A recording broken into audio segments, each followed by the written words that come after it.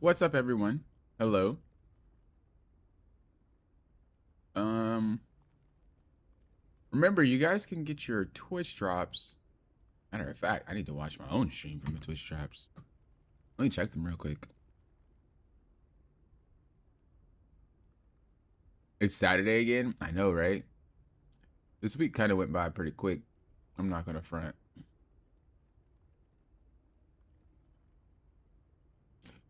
Bro, I'm not gonna lie. I don't even know. Never mind. I don't even know what a check drops.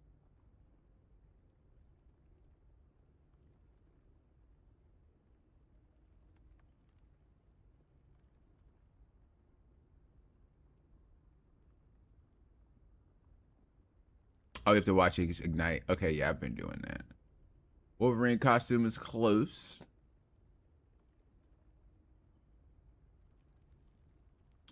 But other stuff don't matter. Okay. Anyway, hello. How you guys doing? Hope you guys are doing good. You guys know what today is? Today is Saturday.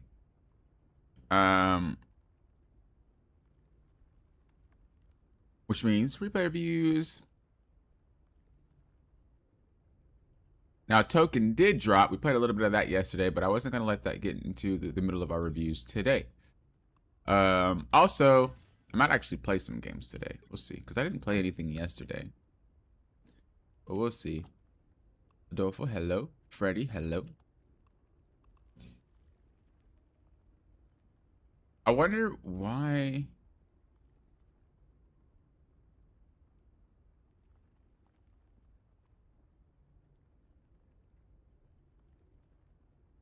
I'm like popping out my Twitch notifications. Oh, there it goes. It was like, what? Why is that behaving that way?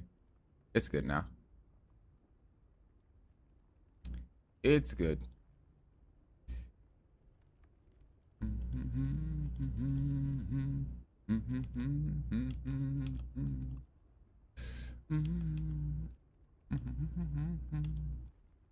All right.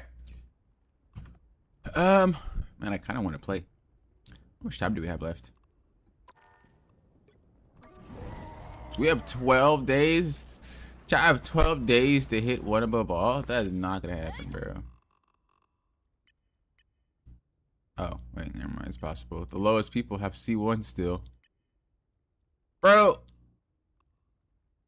PC players never climb. Y'all are lazy. Look, I'm gonna be honest. Every season, you guys take ages to get your top 500. Bro, check a look at PlayStation. Already 300 points deep. Already has everybody full. Xbox definitely be tryharding, I think. Oh, no. I think because they have less players, actually. But the people at the top always have giga points. Like, always. Xbox players always have a lot of points. But, I mean, they're the same as PlayStation, really. So, realistically, it makes sense. But, yeah. And then compare that to PC, bro. Y'all don't even be climbing. Y'all just say, well, that's that. I'm in top 500 even though I'm Celestial. That's all that matters. It's like, well, you can get knocked out. Why don't you climb to Eternity and then get the little... Nope. Okay. It's hilarious. You have the other half? I don't want to climb in the second half.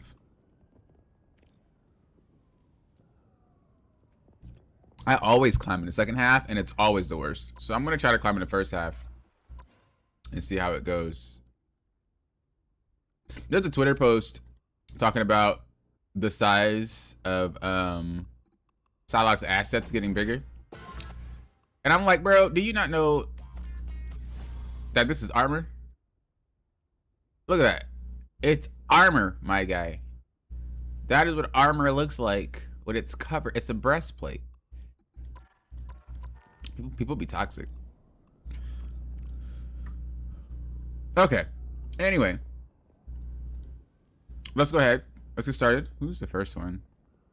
I don't know if you're here, Diluted, but I did see that you wanted yours done in a review. So I will do that. Unless you tell me otherwise. Chat, let me ask you this. If someone edits a Discord comment, but you already reacted to it, does your reaction get taken away? No, right? It's just edited. It's not deleted. So you should have your reaction remain, right? That's correct. Yeah?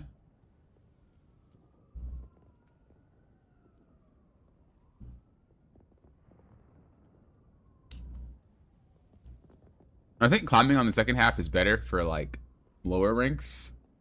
Well, not even, because y'all got a lot of smurfs, bro. If you play on PC, I mean. But I was going to say, like, a lot of people that are, like, down there that shouldn't be would be up by the second half, but y'all got a lot of smurfs. Which is what I noticed is less of climbing in the first half. First one you F around, you're part of the problem, Freddy. You're part of the problem. This is why I don't mess with you, bro. That's why I don't mess with you, bro. You're part of the freak problem. Let me get my pen out.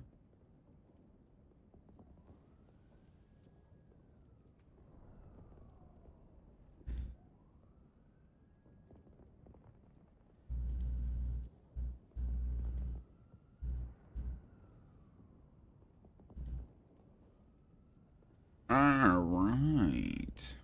I'm not going to move my screen like I usually do, so we'll be doing that thing where I look to the right instead of looking straight at it. Here. It'll do. Look, sometimes we got to make sacrifices. And this is what we're going to make.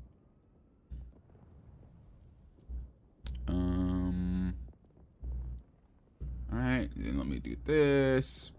So the first replay is going to be... Are you excited for the replay? Is what it is? She said, yep. She said, yep. Okay.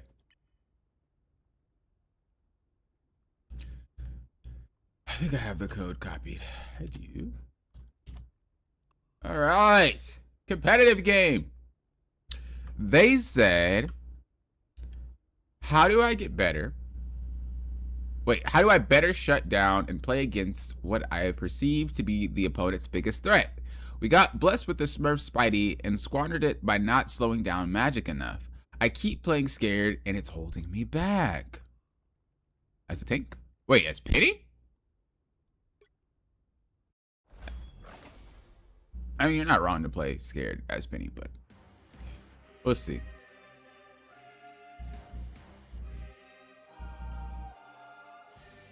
You're playing a ranked game right now, live review? It does not work like that. I don't think that's how that works. Dude, is my sound louder or am I tripping?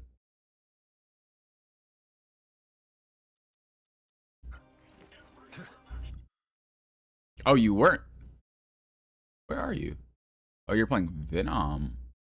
Okay. That's interesting. What I'll say is that if you guys play different characters, try to play characters that like are similar. Don't play characters that are different, because if you do that, you're gonna have a really hard time. And there's a reason for this. Different characters have different playstyles, and different playstyles mean you're not just learning the character, you're learning an entirely new playstyle that you probably don't understand. So when we're talking about tanks, right, you have the shield tanks, then you have dive, then you have like brawl, then you have like the special tanks that are like, I guess even the special tanks kind of have something. We'll just call them like,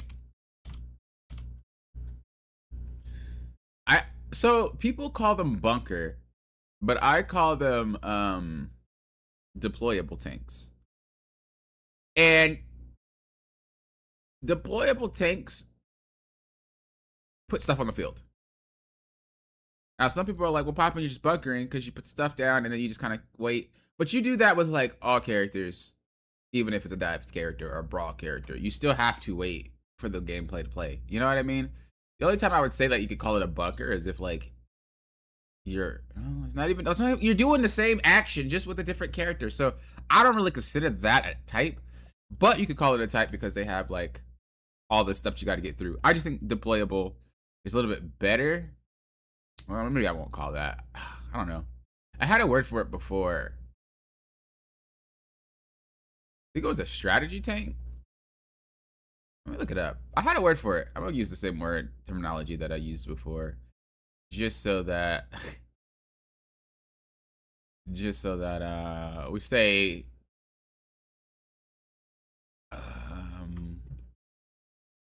what's the word I'm looking for? We stay coherent. That's not the word I'm looking for. There's a word I'm looking for. You guys know the word I'm looking for.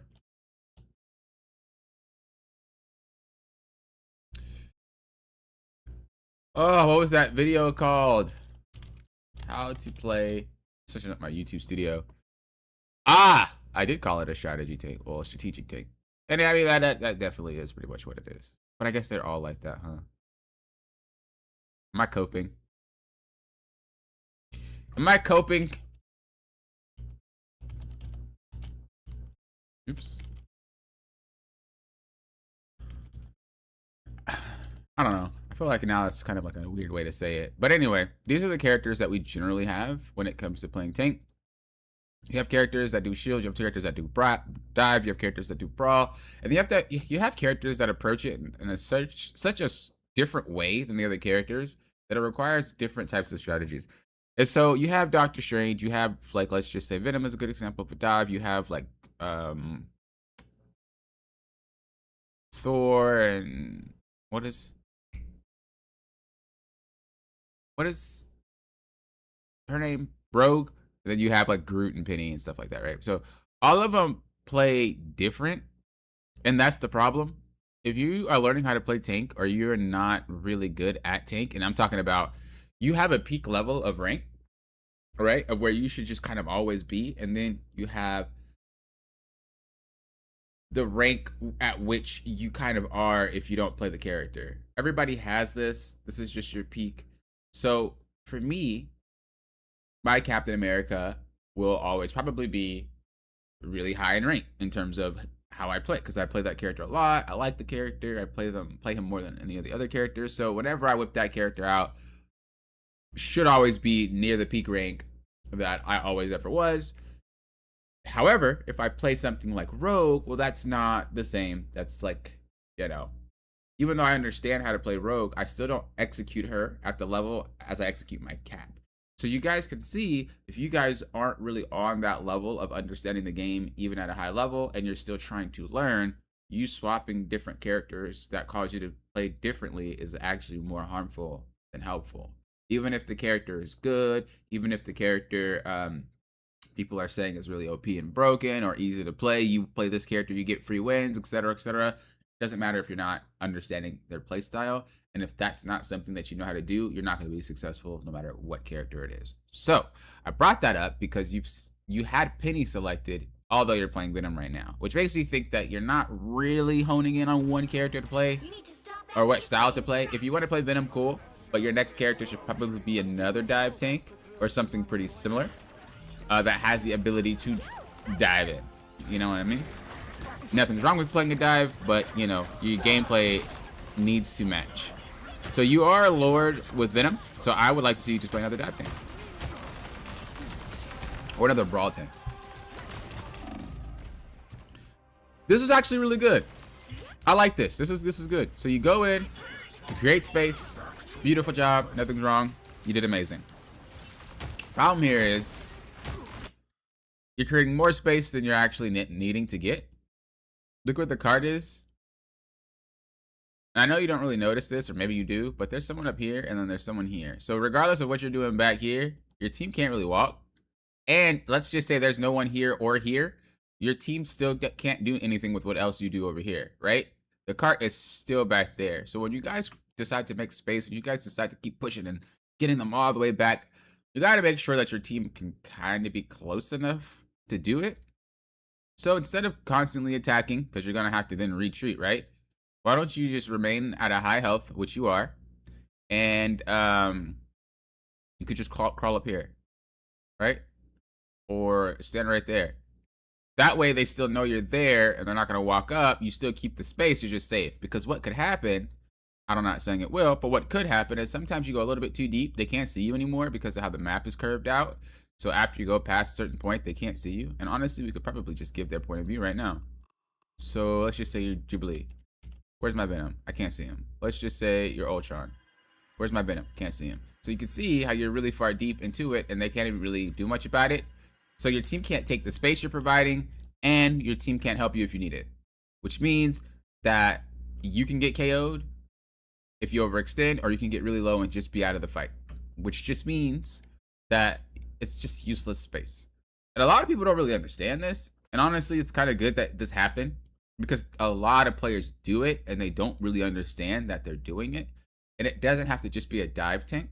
You have tanks like Strange, Mag that do it. I see a lot of Mag players. There's a lot of Mag players this season, and I swear they do it a lot. I didn't see that question. If you end the first half as top 500, you get the badge at the end of the season, or you can only get the badge top 500 at the end of the second half. You can only get it at the end of the second half.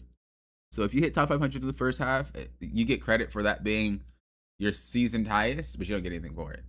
You have to actually end it in the second half, which makes sense because it's incredibly easy to get it in the first half. Like there's people in Celestial 1. They don't even have to break Eternity or One Above All to actually get top 500 right now.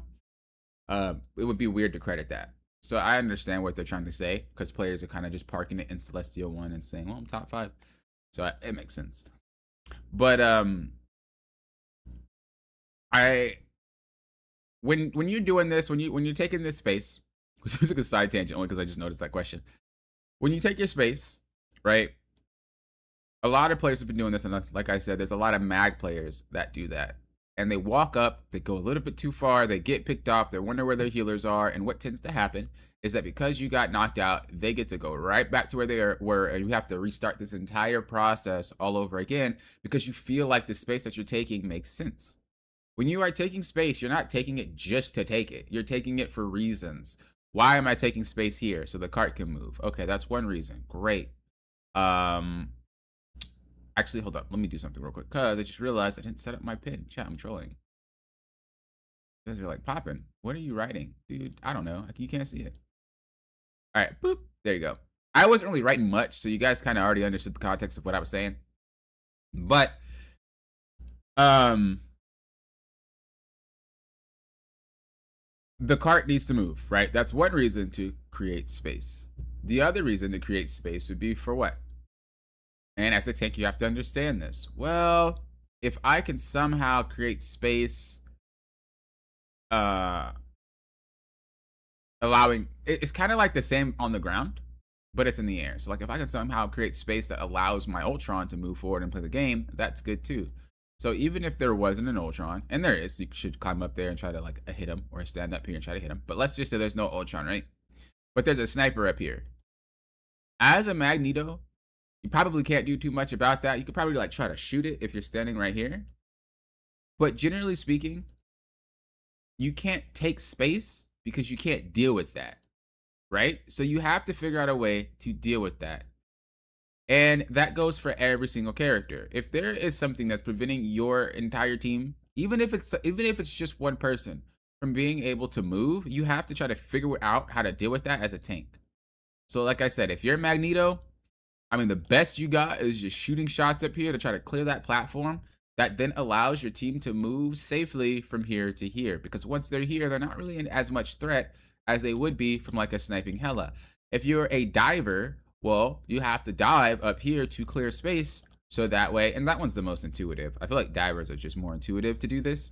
But you clear that space so that your team could then play and walk, right? And then you stay here because your team needs to be able to clear that.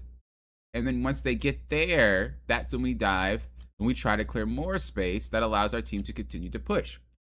If you think about it, everything that your teammates are trying to do, they're susceptible to something on the enemy team. And if you can manage to deal with it as a tank, you are going to be a very, very great tank. The reason why we're talking about this is because you're doing nothing to help benefit them. There is a magic that could one bang There is an Ultron that's sniping and healing. You're not making it so that your team has an easier time pushing forward. You're just doing your thing, thinking that, well, I'm distracting. You guys should be good. In theory, especially as you get to high ranks, that doesn't work. So you have to make sure that everything that you're doing makes more sense. You have to make sure that everything that you're doing accomplishes more goals than just that. So, briefly, let's talk about the characters that we have on our team. Jubilee. She is a sightline character, which means that she needs to see everything to do things, right? Spider-Man doesn't really need to do much. He just needs to dive, right? Magic, same thing. Doesn't really need to do much, just dive. Ultron, he does need to be able to fly in the air to be able to help. Even if he's low, he's still flying. And then Strange doesn't really matter. Who cares? It's a tank. This means you have a couple of jobs, right? Based off these 4 characters, what jobs do you have? Well, we have to make sure that nobody's shooting this guy. Priority number 1, he's a strat. We also have to make sure that we can have her be able to peek and look without getting hit or dove or anything like that, right? After we make sure our strats are safe, we can then move on to our tanks. And it's funny, or not tanks, DPS. It's funny because I don't ever really talk about this, I just do it. So now that we have the divers, right, our goal is to make sure that they are successful. And how would we do that? If we dive first, we could soak up majority of the crowd control, the majority of the damage, everything, so that they can then play the game. So this means we actually have a lot of stuff to do, and we probably don't even notice this. We got to make sure that there's enough space for our team to walk, our strats to move, and then we got to make sure that we're on time to dive before our DPS dive. Because if our DPS dives before us, they eat everything, and if we dive, we don't really have enough damage to take things out. Now, Venom's an exception because he's kind of strong right now, but more or less, you're kind of on your own. So we have to try to figure out how can we do all this at one time, and that is how you become a good tank. And this is why you take breaks. This is why you don't keep going. You take breaks, you chill up here, wait for your team, you see what you're doing, or see if anybody needs help. And then if you did take a break, you would notice, oh, there's a magic there. Let me pounce on her real quick. Then she leaves. Guess what? Your strats can walk for free. She's not scared. As Jubilee is right there, right? She can walk for free. All that happens because you just did what you did. So you flew in, bam, slammed them back. Great job, right? They're back. You leave. You come up here or you climb up there, whatever you want to do, and you chill. Then you move her back to then push them back. And then after she's pushed back and your team can walk, you go back to look for a dive. Your Spider-Man and Magic then follow up. Job done. You can do all that without being on comps. I've done it already. But you have to understand your job. So if we keep watching this, you notice how you get low, like I said, right? You didn't create space for your team when you could have just sat here. Now you're out of the fight while the fight's still going. On top of that, it's very easy for your Jubilee to get one shot. If Magic were to still be hiding there, she can't even see that she's about to get attacked.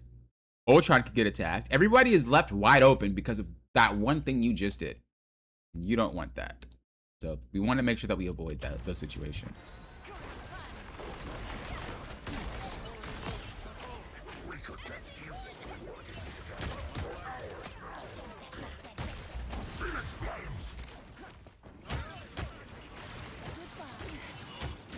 So a lot of the gameplay is just kind of you running around. I know that sounds really bad, but obviously you guys know that I like to be honest. A lot of your gameplay doesn't really have direction. That's not a good thing. Because as a tank, you need to know what you're doing. Otherwise, your team is not going to know what to do, and stuff like that's going to happen. That Magic isn't good. You just allowed her to play for free. You know? They could be asking popping, how did I let her play for free? I don't understand what you mean. Basically, what you did was just not be a part of the fight for a little bit. Then you were part of the fight, but you're in areas that don't matter. You're chasing the Jeff when it's not really necessary. It's like you forgot you have a role as a tank. Just like DPS has a role, just like strats have a role. All 3 roles have jobs to do, and all 3 roles need to make sure that they're doing their job at the right time, doing their correct job at the right time. If you are not doing that, some of the pieces can fall apart in the machine and it can break down, just like what you just seen here. Now, if you did everything you were supposed to do and Magic ulted by herself, you guys could probably wipe her. But because the entire team was able to support her, she was able to get more accomplished. So, moving forward, let's try to do the same exact thing, but let's have more of a game plan this time. So, what we're going to do is we're going to make sure that our Ultron can play the game, right? That's priority number 1. We also got to make sure that our Jubilee can play the game. That's priority number 2. So, this means that we got to make sure that we clear out this guy is a sniper. Then we clear out this one, right? She is a diver. On top of that, we have to clear out Ultron somehow. And we have to make sure we try to figure out how to deal with Wanda. Now, you might be like, Poppin', bro, I don't want to do all this. It's a lot of work. It is. But the cool part about it is a lot of this stuff just kind of happens naturally. It isn't as complicated as it might seem as I'm explaining it. It all happens naturally. Let me give you an example. So, if you're like, well, Poppin', I'm one person. How do I make sure that my team can play the game and deal with all this at the same time? Think about it. What does a sniper generally want to do? Shoot pretty much anything, right? Especially if it's squishy, but he will pretty much shoot anything. And you can kind of test this. You can kind of fake him out. This is where the mind game comes in. You could have dove this Cyclops a couple of times just to see how he reacts. If he reacts the way that you want him to react, cool. And what I mean by that, he shoots you. If he always shoots you when you dive, that's great. So we move on. It's like, okay, every time I dive, this guy shoots. And of course, if anybody takes damage, who's going to heal him? Strategist. Doesn't matter which one. Okay, cool. So if I dive Cyclops, I get shot, and then one of the strategists will always look. Okay. What happens if I dive Magic? Well, if you dive Magic, Cyclops is going to shoot you, and Jeff is probably going to look to heal, or Ultron's going to look to heal. All of a sudden, we have 4 characters looking at us just by understanding how to go for a dive. You can see how I said you're kind of just playing mindlessly rather than having an understanding of what you're doing and why. When you can figure that out, it's a lot easier to play these characters. But again, I don't really talk about it as much just because I just do it. But naturally, you do want to have some sort of idea about why you're doing things. If I'm running around on Cap, I'm not just running around. If I'm just diving randomly on Venom, I'm not diving randomly. I'm actually thinking about what I need to do to make players play how I want them to play. Because that's generally what a dive character does. A dive character makes you feel uncomfortable. A dive character makes you react weird. And the only way that you beat a dive character, or characters, multiple, is to keep your composure. But a lot of people crash out. Oh my god, I'm getting dove. I can't really do anything. Oh my god, can you help me? I'm the strat. I can't fight these guys. And then you got the DPS like, oh my, I'm trying. Okay, let me peel for the tank. And then you got the tanks that try to move forward, but they can't because the diver's back there. Oh my god. However, this all can be solved if they don't crash out. Let the diver dive. Everybody fights the diver while the tanks just chill. The diver leaves. We push together. It's very simple, but because 6 players are playing together and they might not be on comms, or they might not be friends, or maybe there are 3 people that are on comms and then there's 3 people that are not, whatever. People get upset. People get mad. People start crashing out, and then they start losing their understanding of how to play. However, dive players thrive on that. If you can make them do that, you're making them play how you want them to play. It is important for you to get them to play how you want to play. You can't get them to play how you want them to play if you don't even know how you want to play. Okay? So this is why the gameplay kind of suffered. So let's see what we do. So we instantly dive, no thought process, because you didn't look at what you were diving at. You just went up and slammed on the most people, the people in the range. You only hit 1. Now, Jeff doesn't have to look at you to do anything or look away, because Jeff is looking like right at Cyclops. So it doesn't accomplish anything. Ultron doesn't even have to do anything to you because he can heal through it. And if we look, he is actually shooting you, which is what we called. But you got nothing accomplished. We burned an ult, we dove, got nothing accomplished, and now they have to deal with this fight by themselves. It's not inherently bad. I don't know why Jubilee ulted. That's crazy. It's not inherently bad. It's just we could have got so much more. Could have got so much more, but now you're just forced to sit here. Oop, you disconnected. That's probably why you missed. Because I was gonna say, now you're just forced to sit here and do nothing. He's lagging. Well, let me look at this in real time. What's actually happening? I'm curious. Bro's twerking. Oop. Let's see how long it lasts. Okay, he's back. But yeah, I was gonna say, like, you gotta just sit there and do nothing. But the only reason you didn't get anything is because you stopped because you got disconnected, like during your ult. I was like, you didn't get anything. Anyway, same thought process.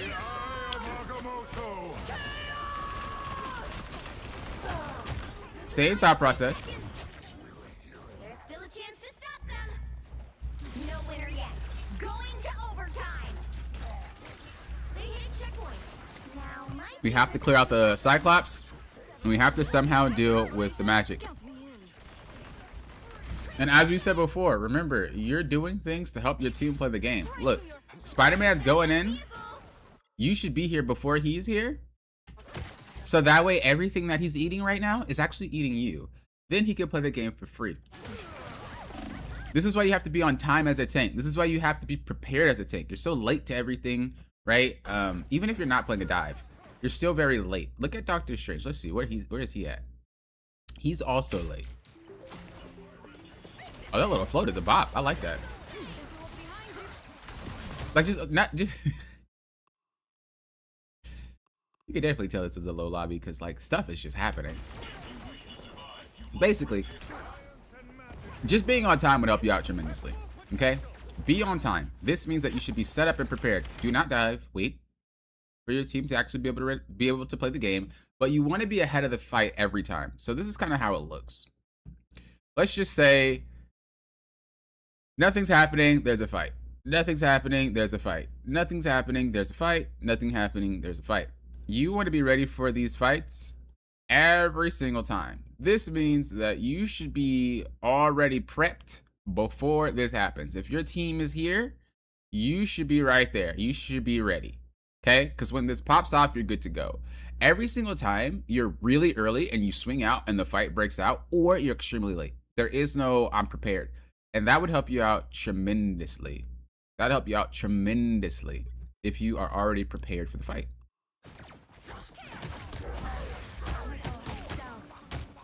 Now that spider was trolling.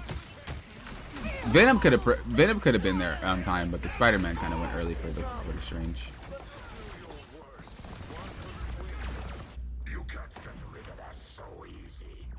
So I read your comment, Kato. I missed the entire fight.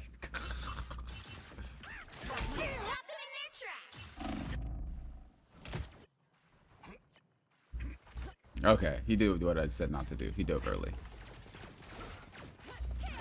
Yeah. Okay.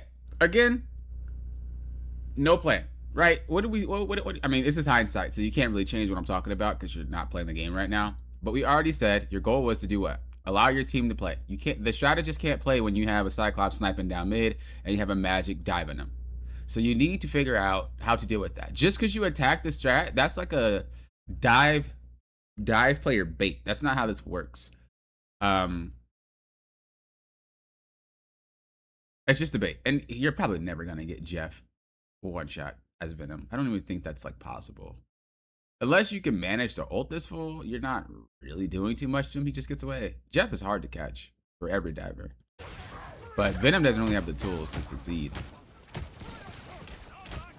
But you see how you went early. Now you're trying to leave. The fight starts, you're not available. That's what I'm talking about. Remember when I said you go too early or you go too late? Now what do? You don't really do anything. You're just late.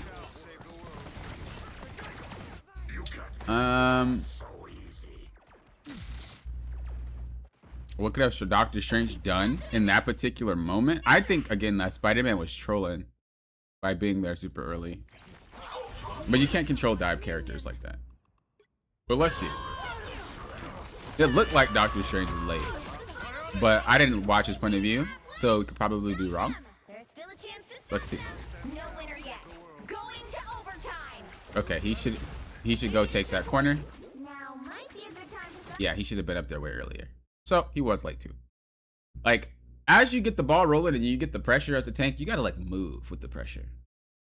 They already got the point. We already know that their characters were in weird positions because Jeff was just over there shooting, right? So we know that the strat isn't even ready. We should be forcing it so that way when Jeff crosses the line, you can KO him, or he has to go this way, or he has to go up the wall, whatever, but he's not able to get to his team. We could take advantage of the fact that Jeff isn't with his team, maybe try to do something.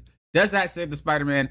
No, the guy just dove like crazy, but you could help by having the presence so that they have to shoot you and Spider-Man at the same exact time. Usually dive players don't dive on a schedule. Those fools just permanently dive repeatedly. And if you could just be ready for it, you can have a better chance of helping your team out.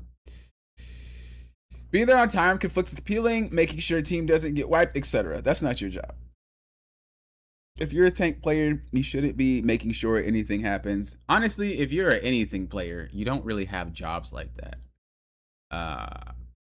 You just play how you need to play.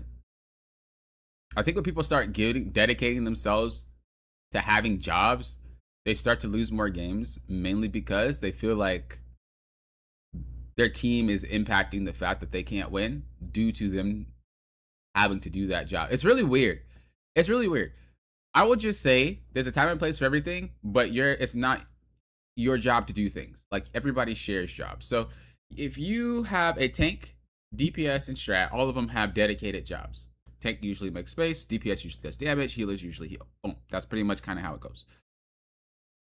Then you have other jobs like peeling. You have other jobs like taking space again. Like, you have jobs like healing and shielding, which other tanks can do, other DPS can do that, right? So jobs aren't just like straight up dedicated all the time. It is time and place for everything. DPS can make space. Strats can make space. DPS can heal and shield. Strats can heal, or tanks can heal and shield. Like, it isn't just, well, the tank has to peel whenever there's a diver. That's just not how it works. Or like the healers need to heal every time the DPS gets hurt. That's not how it works. Like, there's time and place for everything. You can disagree. There's no, I never think that I'm 100% right. You're free to disagree. Just in my climbing, people who play like that tend to not do that well. And in coaching and doing reviews, people who play like that tend not do that well. Once they stop playing like that, they start climbing. So just based off the objectiveness that we've been seeing and the results, I don't really have any other approach to it because it works.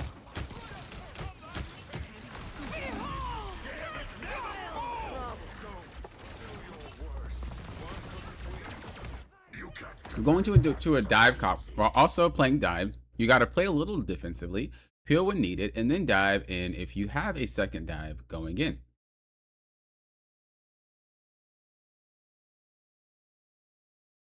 I'm gonna read it one more time to make sure I understand. If you're going into a dive comp while also playing dive, you gotta play a little defensively, peel when needed, and then dive in if you have a second dive going in.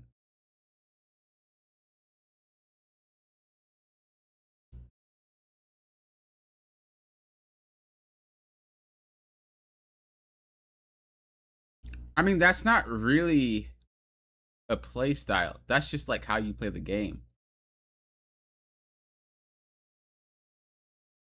That's what setting up is for. We actually talked about that in the first 2 or 3 minutes of this replay. I'll actually like go back just in case you missed it. But you're explaining something that is overcomplicated, and it's just how you play the game in general. It's just naturally how you play the game. There isn't a way to do that. It's just how you play the game. What you're talking about really is just kind of reacting to what's going on around you, and that is a skill that all players should have. But that's not saying I'm peeling for my team because XYZ.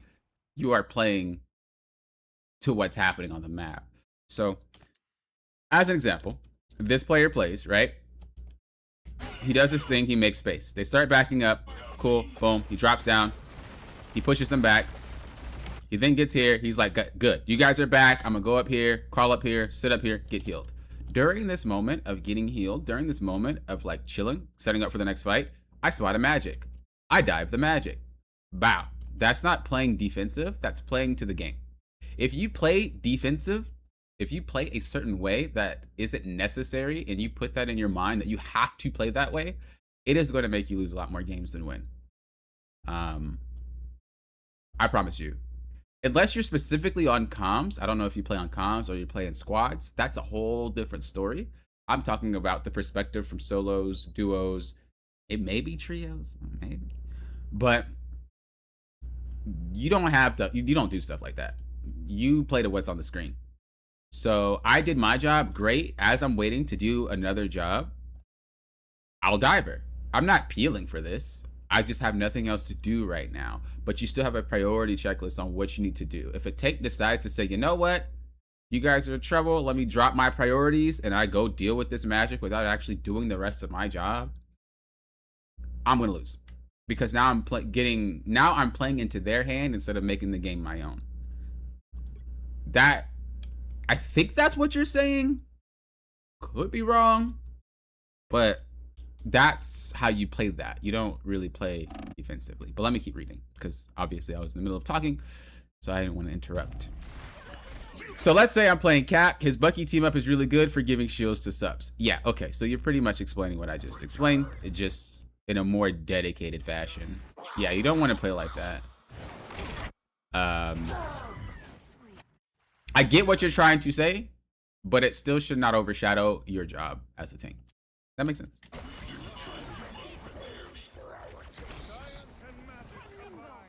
Because setting up doesn't mean you're setting up to dive.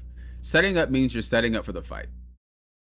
Whatever you do afterwards, you do afterwards. So getting, like, the way that you're setting peel is like, I just gotta, like, play defensive so I'm in a position to help my team. That's not how you play. You get into the most advantageous spot for you, and you react to what you can react to.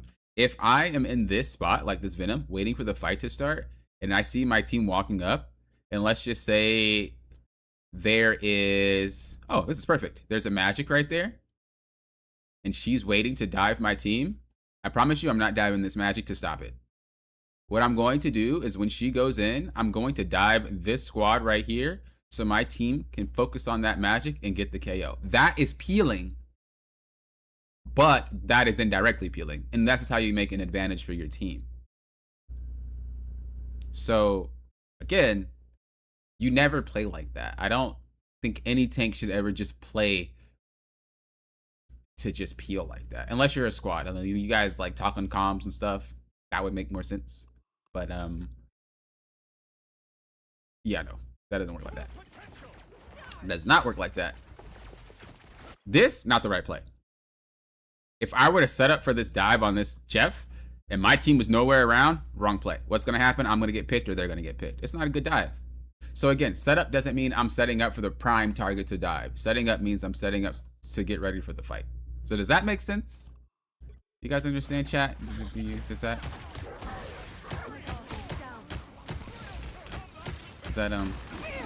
kind of clear up that I could be misinterpreting the question? I could, you know, just...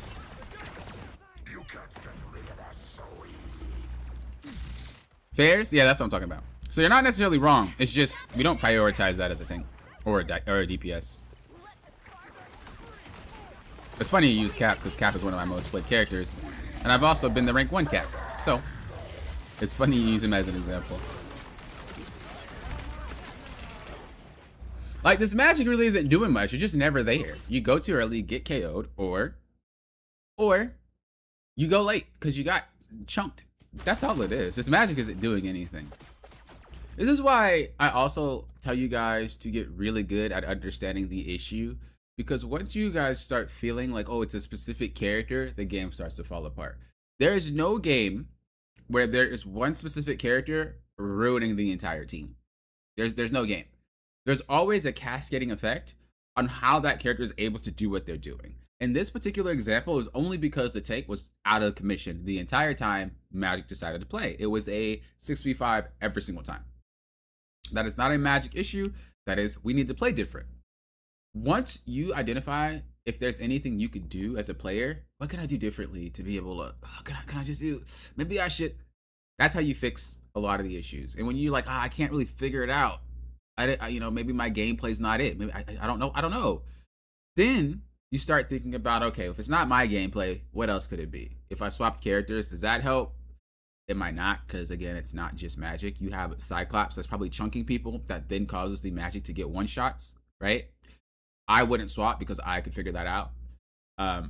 But you have to put that together yourself as your Venom. And you do this by just waiting and seeing what's happening and then play.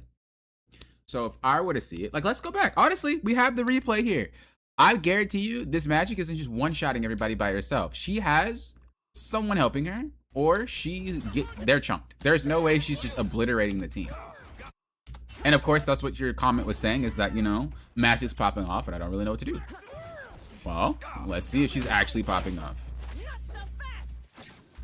Or is she just getting free things? Only 60 seconds left.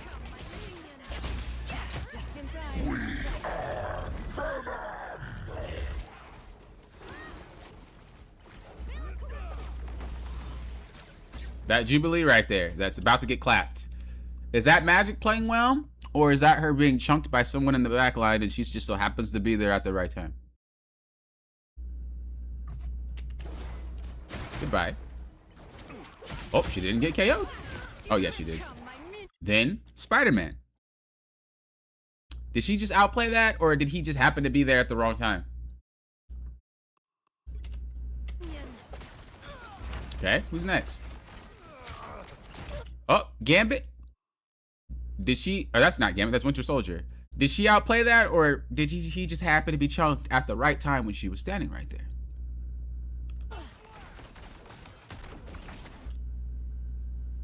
But we're so caught up on the fact that this person's got KOs. She got a triple. It's definitely the Magic.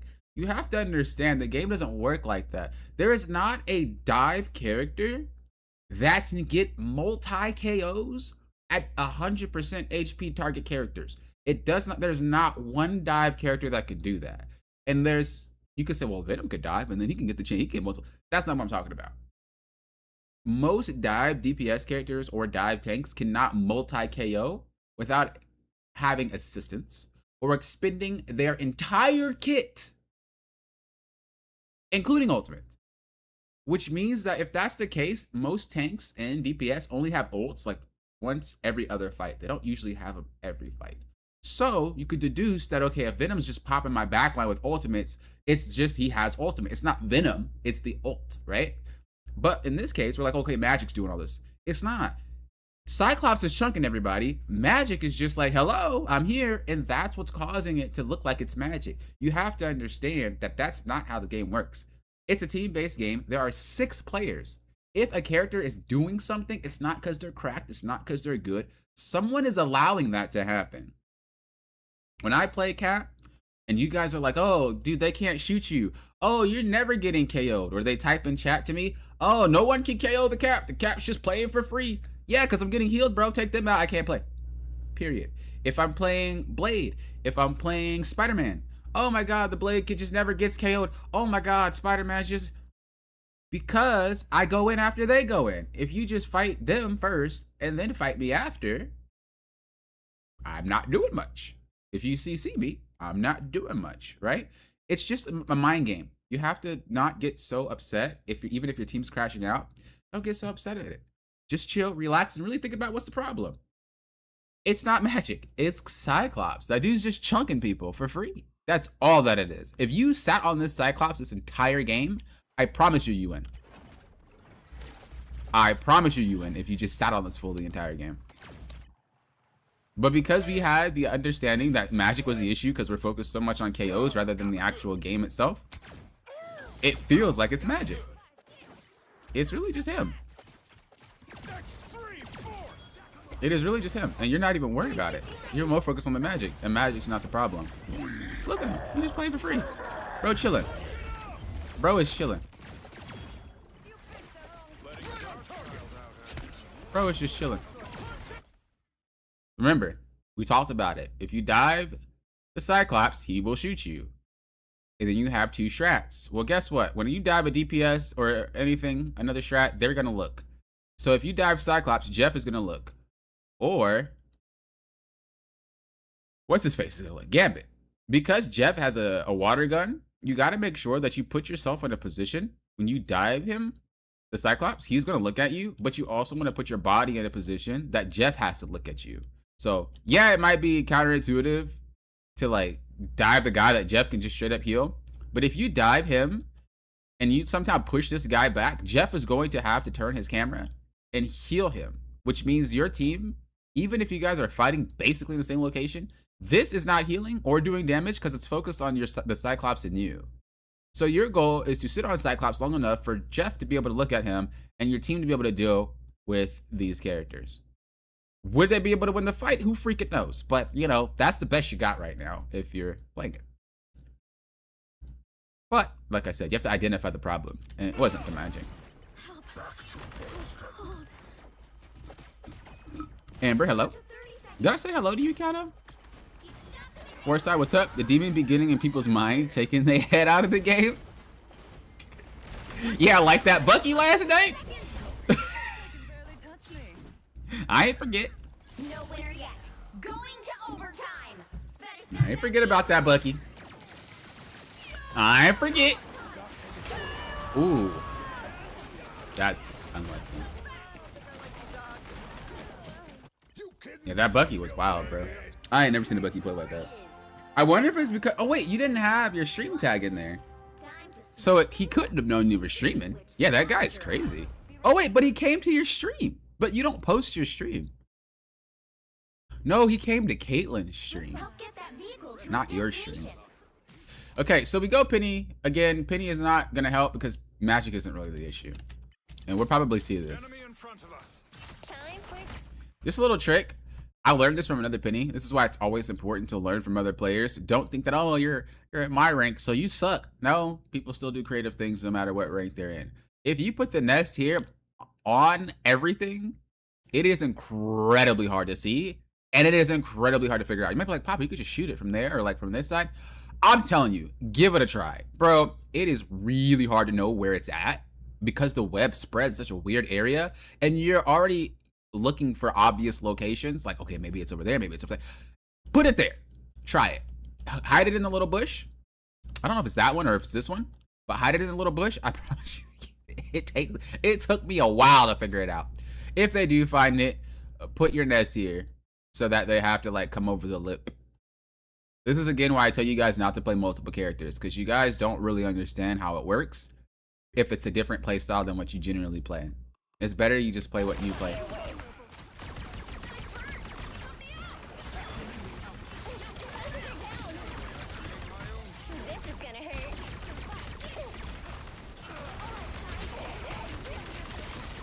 Again, you just don't really have a game plan.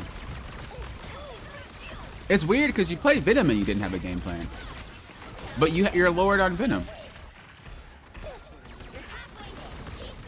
So you just don't really have a game plan. Oh, are you Lord on Penny?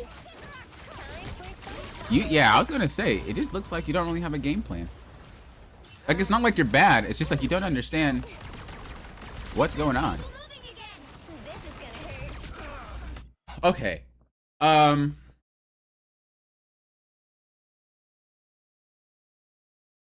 This is kind of rough. So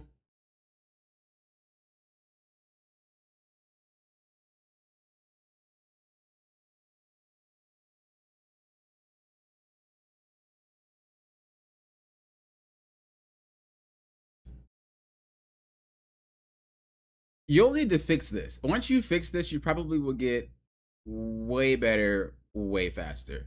Also, what's up, Dreadhead? Can you teach me how to aim? Brother, what do you mean? Don't you cloak a dagger? What you need to aim for?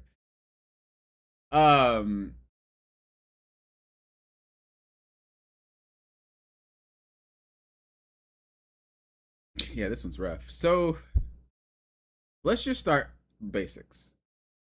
Let's start with the basics. The basics, because this is your problem. It's not even like the magic. It's not the magic. It's not even the Cyclops. At this point, it's just we lack the understanding of how to play the game, period. And I do know it's silver, but I'm going to assume you're like gold or platinum before that because the season got reset. And I always tell you guys, in my opinion, bronze to diamond is kind of like the casual competitive. It's not real until you get to Grandmaster. That's when like bronze actually starts. That's where Rivals ranked starts, is in Grandmaster.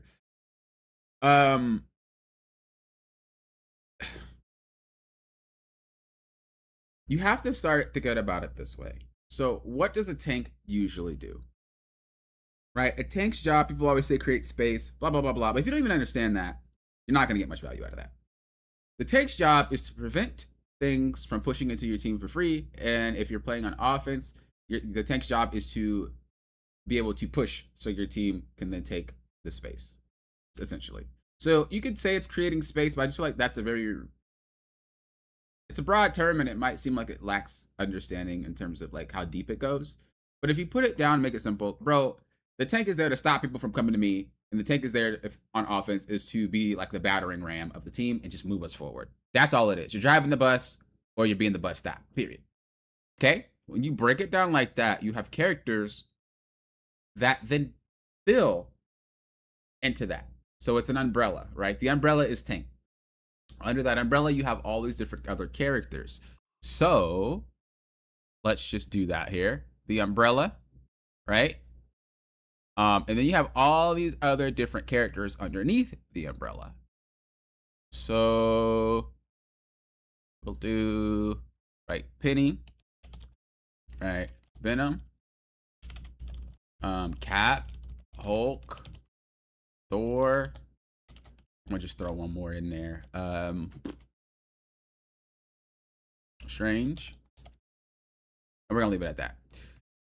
So with this, there's obviously more tanks in the game, but we're just gonna leave it at this. With this, I can ask you right now, when you have these characters on your team, do they play the same? When you have these characters against you, do you fight them the same? So why are you playing the game like they're all the same character? Like they're all the same job? You see what I mean?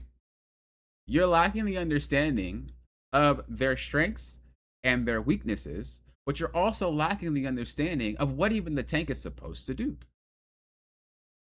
Here is a great example of how this applies to Penny.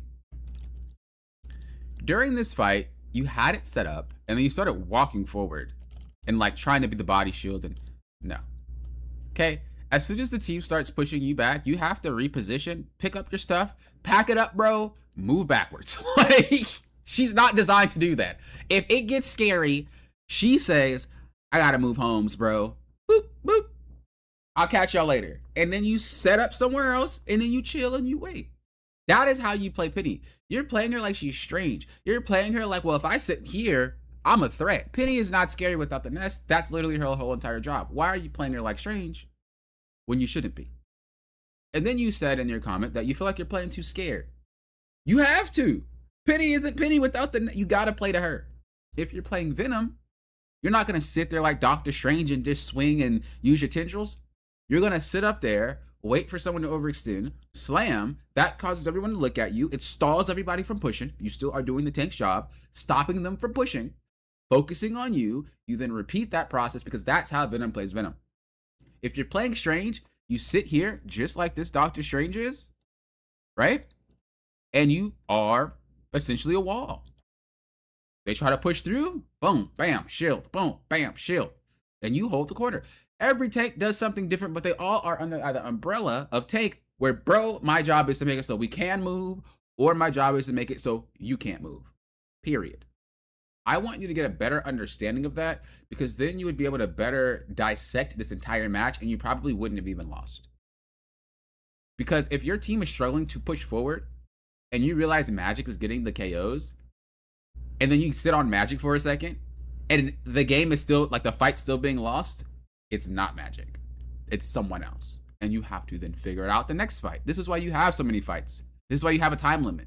It's not there just to say you can push longer or you can hold longer. It's there to help you figure out, you got 4 minutes, bro, put it together. Oh, you got the point, you got 3 more extra minutes, put it together. Oh, you got the point, you got 2 more extra minutes, put it together. Like, put it together. Trial and error. That's the whole point of the game.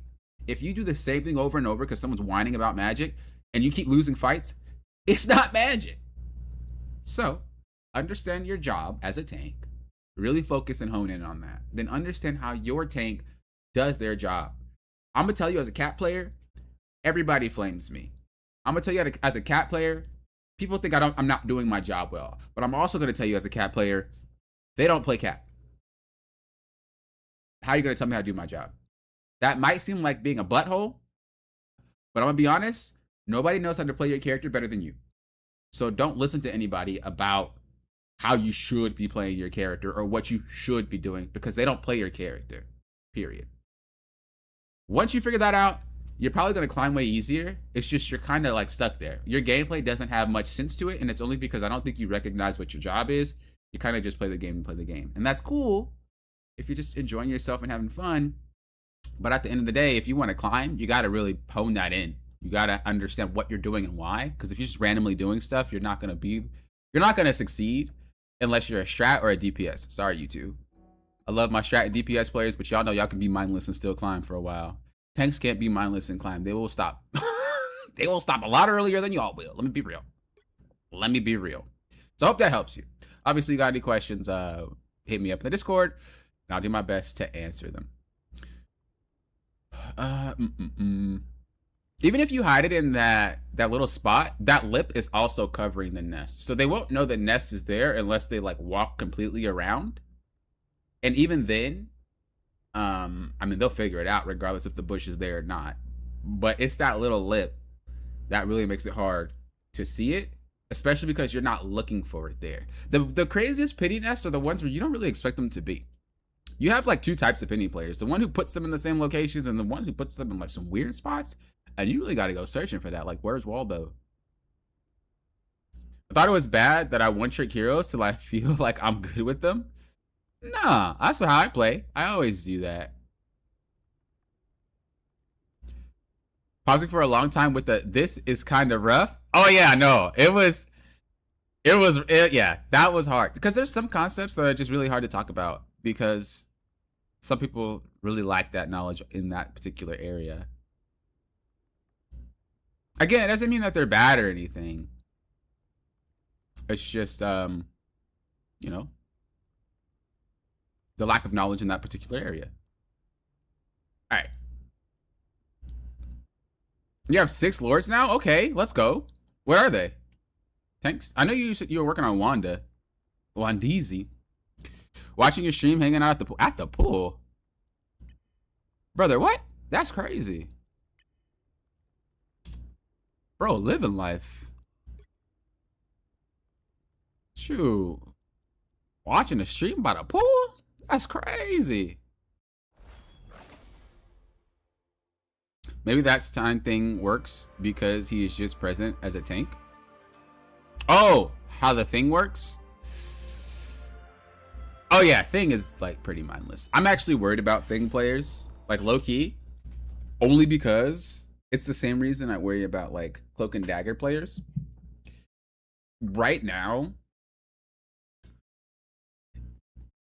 and Iron Man players really. Like right now, thing is in such a good spot that he is allowing you to make so many mistakes and he gets away with it.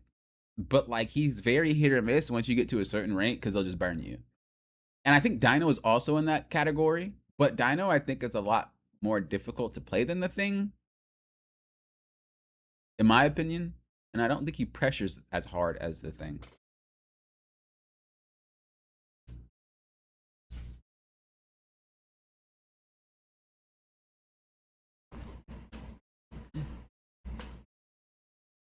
Penny Strange, CD, Sue, Wanda, Squirrel Girl. Terrible lineup. Emma's almost done. Oh, that's what's up. I was playing a little bit of Emma. I had my little Emma arc, but I stopped. I like to run around, and I realized that she wasn't doing it. This person says, how do I better deal with Spidey so I can do more damage to turn the tide of the battle? As a shred. I feel like that's a loaded question. I feel like that doesn't really have a good answer. So we're gonna see. You have to stop them from securing the mission area. We've got trouble. Yeah, I don't see good dinos that often. But I know when I see one that's good, boy, it's cracked.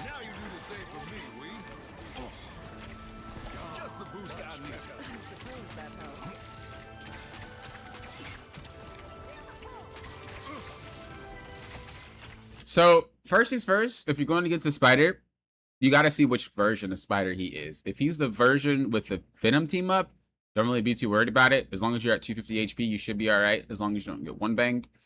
The problem is if he has the other Penny team up, because he can one-shot you pretty quickly. Generally, the combo is going to have you living with a little bit of HP for a few seconds so you can react. There's a combo with Penny where you can't really react to it, and if he catches you slipping, you're probably going to get one shot.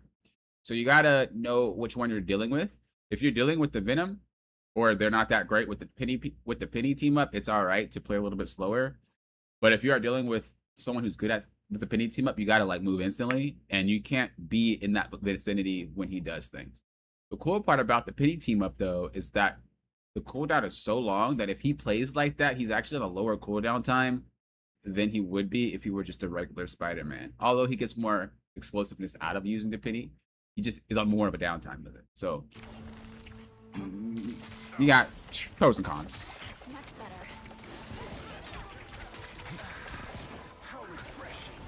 Pros and cons.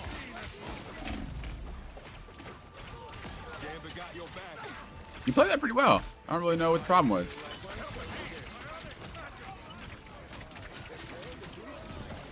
Okay, look. I will say, once you notice, there's two ways as a strat that you guys can play if the diver that you're afraid of is gone. Okay? There's two ways. If the person is KO'd, you have a very long time to play the game until they get back. If the person does their stuff and leaves, you have whatever window of a cooldown they usually take to come back. If they're low, I mean, it doesn't really matter. They're usually squishy heroes anyway. But you have their cooldown.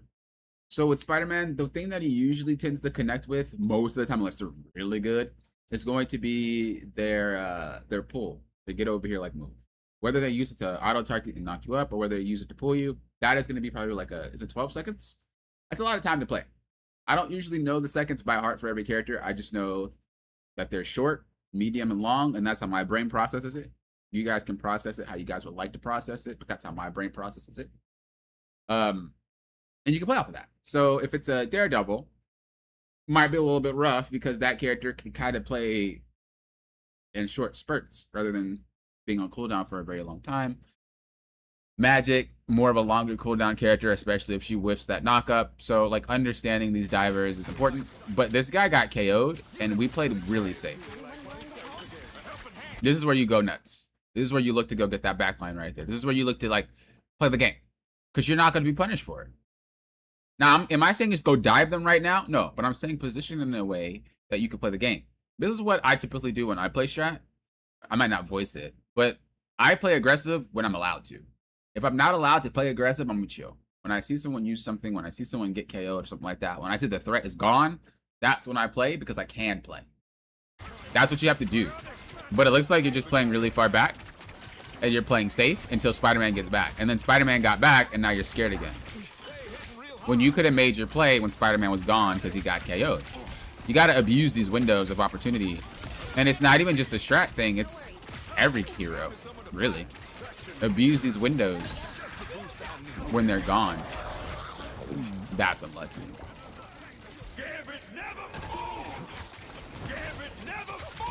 Why did he try to spit you out instead of go off the cliff? Maybe he ran out of the timer. Yeah, you're cooked, bro. That was rough. Jeb got that ult off. I mean, if you would have KO'd their backline, though, maybe it wouldn't have happened. You're doing the Punisher, too? Trying to do the basics DPS before I lord up others? Okay, I feel it.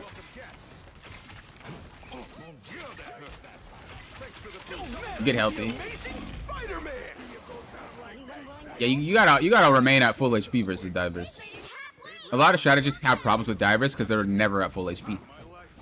They think the diver is going crazy, but generally they're hit by something, and that little bit of HP is all that they need to one-shot you. Think about it. Most dive DPSs has like a one-shot combo for 250 HP targets, if not almost all of them.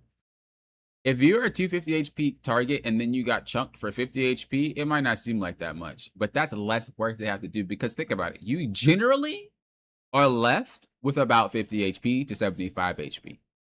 If somebody decides to do a one-shot combo on you, you're left with just a smidge to play with. This is also why we buffed these other strats that have 275 HP.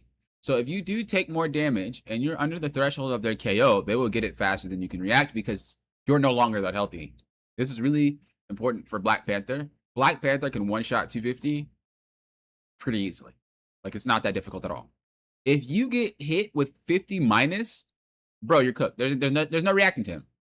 And on top of that, he gets bonus damage for being low. So if you're already hit and he's low and you're not, no.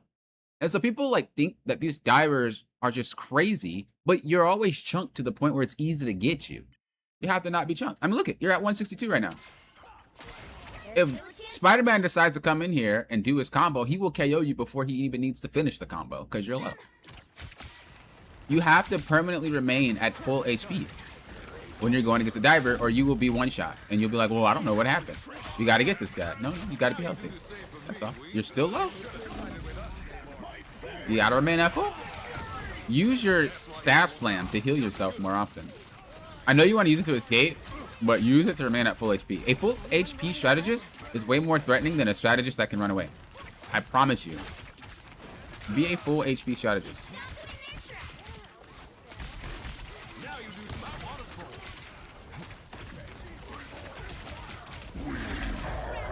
So, this is a prime example. Venom can't one-bang you like this. But look at your HP.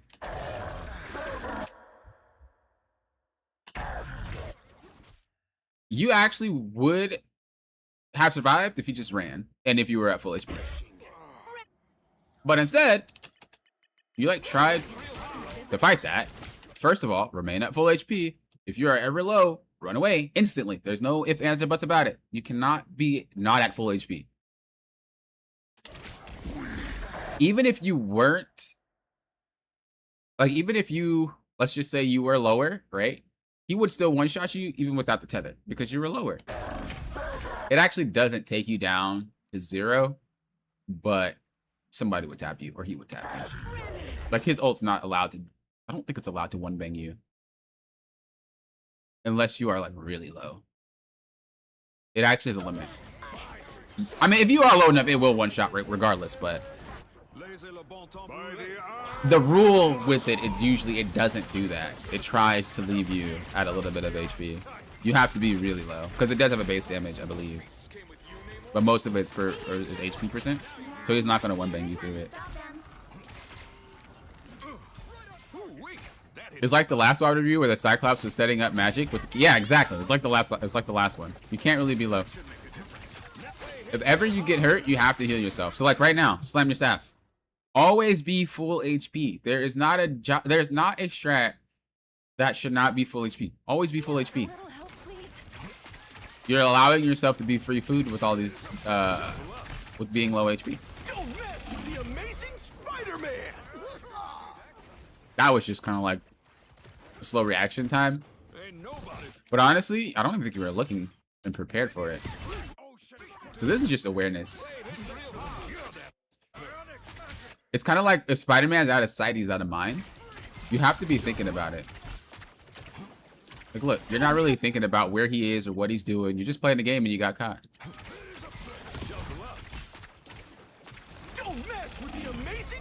You just kind of came out of nowhere. It should never feel like these characters are coming out of nowhere. You should be able to react. So you got to pay attention. You got to be ready for it. Nice.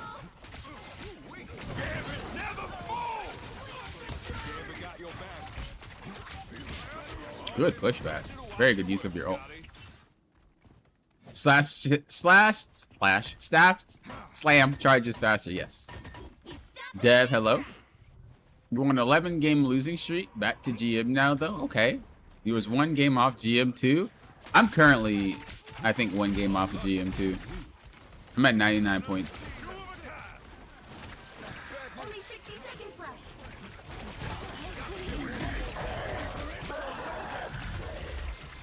Feeling fantastic. Don't give them another inch. Or else. Gambito never falls. Y'all just kind of got run down by ultimates. It's not really much you could do there. It was a good fight before that, though. I wouldn't beat yourself up over that last part. Sometimes that stuff just happens, man. But I think everybody did good. 9 out of 100 is the worst. It's not that bad because if you think about it, that's just one less win I gotta have. Right?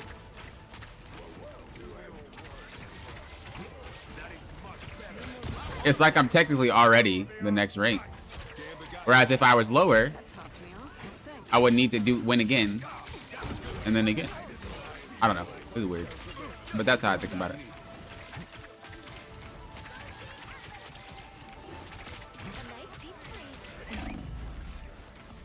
What can I do popping as a thing player to maintain my brain cells on the thing? I mean, okay. It's not like thing players are brainless. Like, even if the character is simple, they're thinking. Just because a character is simple, like Wanda and stuff like that, doesn't mean they don't think or they don't understand the game.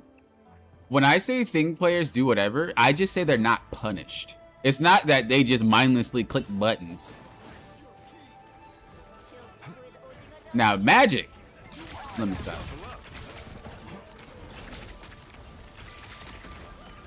Help get that vehicle to its destination.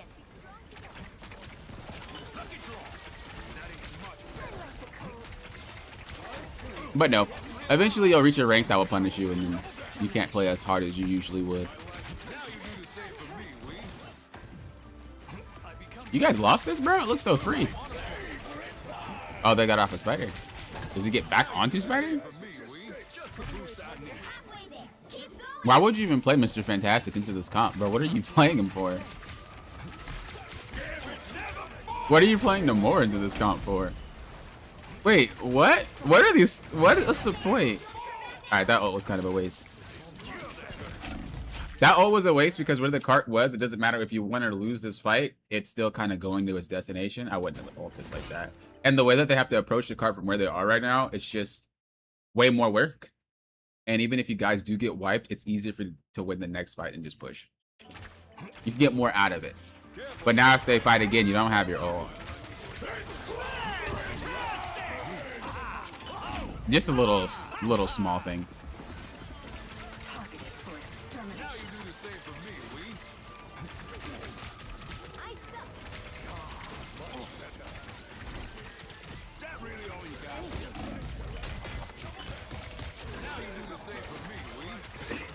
Okay, it's crazy, bro. Oh, that was a nasty ult.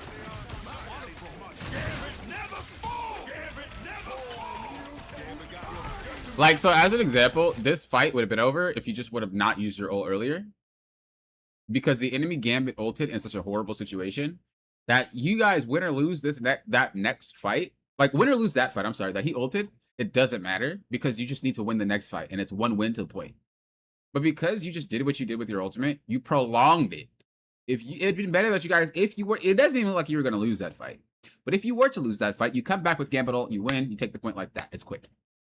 But because of how you played it, you used your ult. When they used their ult, then the next fight happened, which you were guaranteed to have the next fight anyway. You didn't have ult. Luna didn't have the ult. And then the game just stalled. So, again, it is important to know when you're using your ultimate so you don't end up in situations like this, where fights are prolonged, they have the ability to then charge their ult, and you're just wasting a lot of time for no reason, when the fight could have just been over. I mean, you guys didn't even win the fight. Look, none of this would even be happening right now if you just saved your ult. Bro, did you cleanse that? Wait a second. Bro, you're godlike. Hold up.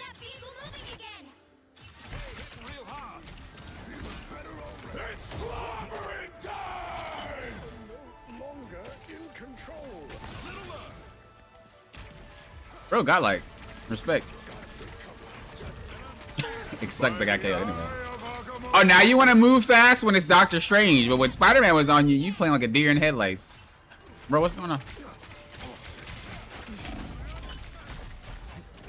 Bro, what's going on?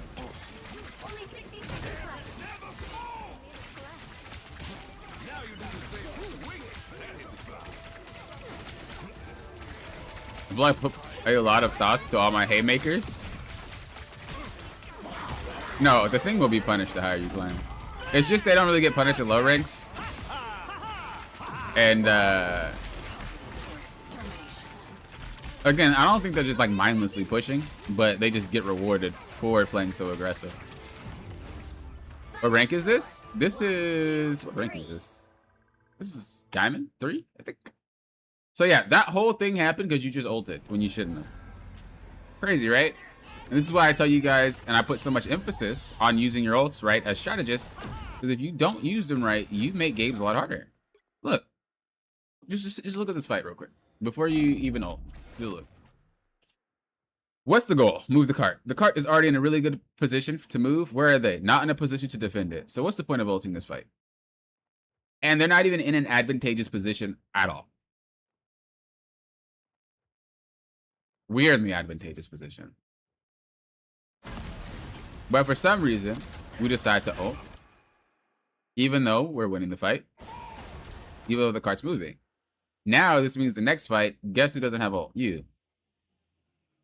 And we already know who wasted it just now. This guy. And they also have a Jeff. Which means that you and Luna would have 2 ults for this one fight. The next one, whether you win or lose this one, it does not matter. Because you have to play one more fight anyway. If your team just gets wiped here, you still have to play one more fight to reach point. So why not just play to the next fight, regardless of winning or losing this one? You have to play one more anyway. So don't ult. Ult the next one. You would have hit that, and you guys would have won that fight. You'd been chill. But you using your ult here allowed them to match. And there was a situation where we just did not need to match. Make sense? All right.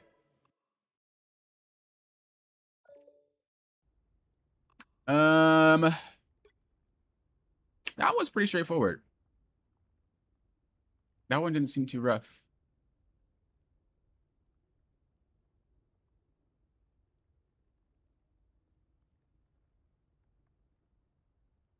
So Chaos would like a review. I think I might stream a second time later so I could play some ranked, but we'll see. Or I'll just like continue this one and play some ranked. And then I'll do Chaos's in the video if he doesn't show up. If he does, then I'll just do it then.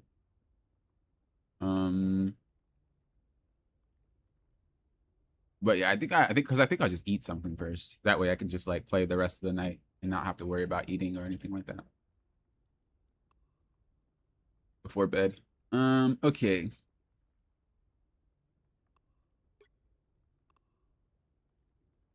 Your solo queue snipe?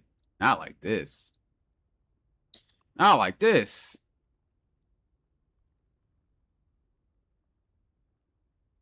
Okay. This person says, I've been on a bad losing streak. I peaked in GM, but now I can't even stay in plat. That's not really much to worry about. Everybody got reset, so the plat diamond should be GM now. So you're in the rank you're supposed to be. Don't feel bad. Remember, guys, ranking is a badge. It's not the actual skill level, so don't get that confused. I enjoy this game, and I would love to improve, but I'm not sure on where to start or what to do. I feel like my positioning and target priority could be better. Please, if you have any advice, I would greatly appreciate it. Looking forward to the review and how I could improve. I got you.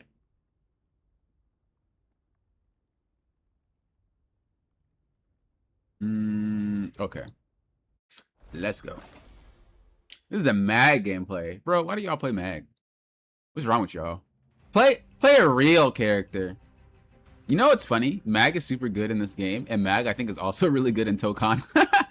Bro, Mag is just good everywhere, I guess. Cap is insane in Tokon. Why can't we get that cap in this game? I don't know. I don't know, bro.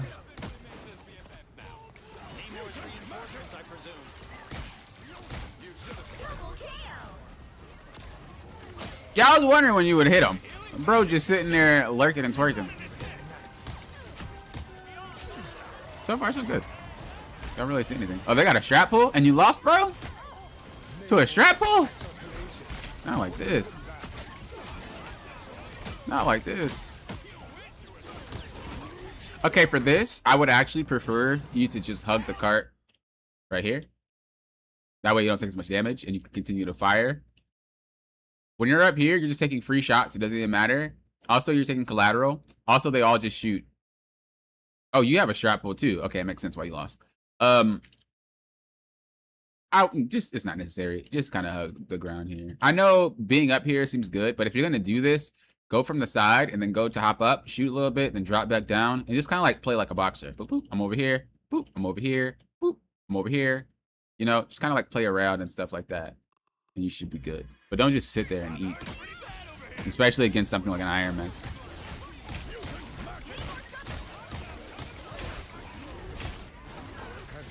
Yeah, because when you do stuff like that, you're overextending, which then causes your team to overextend. Remember, as a tank, you guys are driving the bus. Don't just do stuff because you can do it. You're going to cause your entire team to end up in a domino effect where you're going to get erased backwards, which means that as soon as you start getting hard push, they're going to delete your backline, and they're going to slowly start to delete you. If we look at this, look at how you played. It looks like, oh my God, this guy's like bossing up. Great. Why are you really there? I don't know. It's because you're not, right?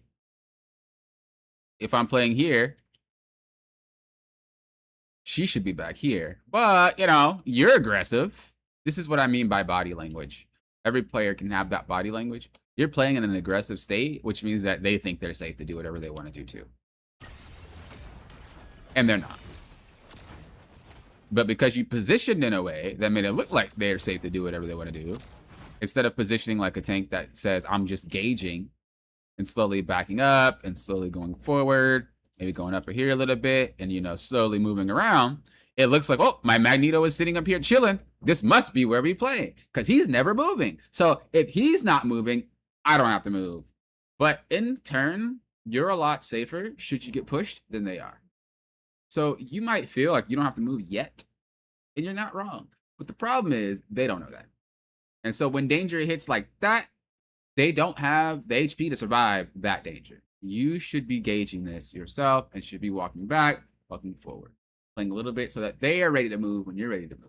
This is why I tell tanks to never just sit there and think, oh, hold the line, because that's not how it works. And a lot of players, I made that tank spacing video, and a lot of players were confused. They're like, well, why would you give up space if you I don't think they understand how to play the game, because that's how you play the game.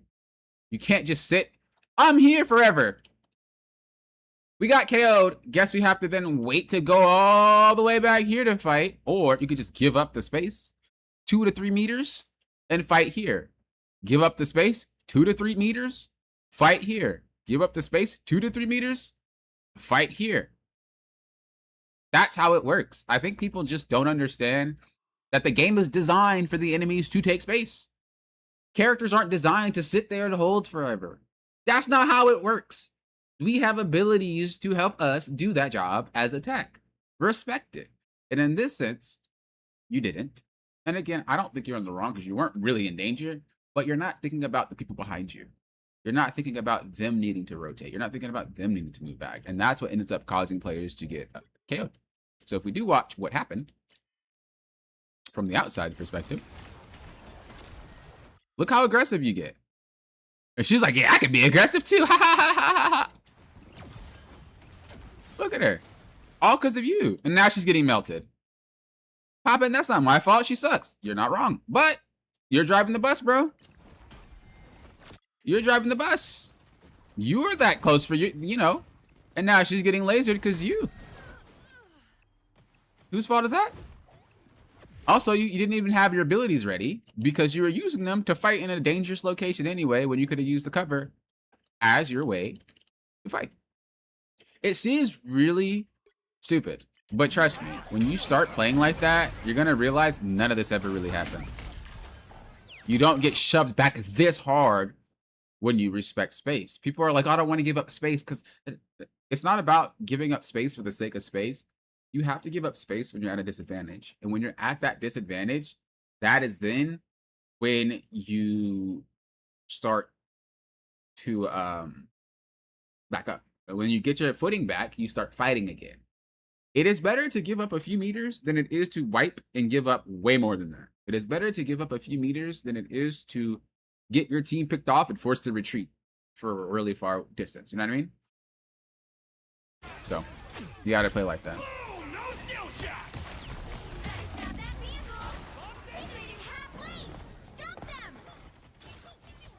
I shall not be removed so easily. Wasting time while staying alive. Yeah, exactly. There's still a chance to stop them. Your Jubilee is shrilling.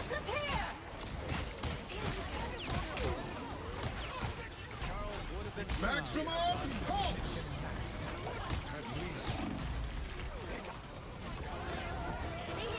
So that wasn't your fault, but I do want to kind of just talk about something because you were talking about just getting advice in general. Don't ever really trust your team like you just did. So look, she ults, and you decided to trust her. Look how close you get. When Invis ults, that is your sign to say, hey, back up, guys, because after this wall, after our Jubilee ult stops, we're cooked. You don't trust her. Play your game. You need to be over here, ready to fight. And you chill and you wait, because there's nothing there for you, man. But look what you do. I trust it. Let's go. And you're leaving anyway. You could have already been here chilling, looking at the fight, poking from here, getting your ult ready. But now you're like all in a weird location. You're trying to wiggle and do all this extra work when you could have already been ready for their push. You could have already been ready for their push. You put yourself in a situation where you have to react when you could have already preemptively positioned for the fact that I don't have a shot ult after our Jubilee used it. Their Invis used theirs. Hers is going to last longer. Let me not be here. You know what I mean? Again, you didn't lose that fight because of you, but I'm just bringing that up because it is important for you to understand the dynamic of team fights and how they're going to unfold every few seconds that you're in them.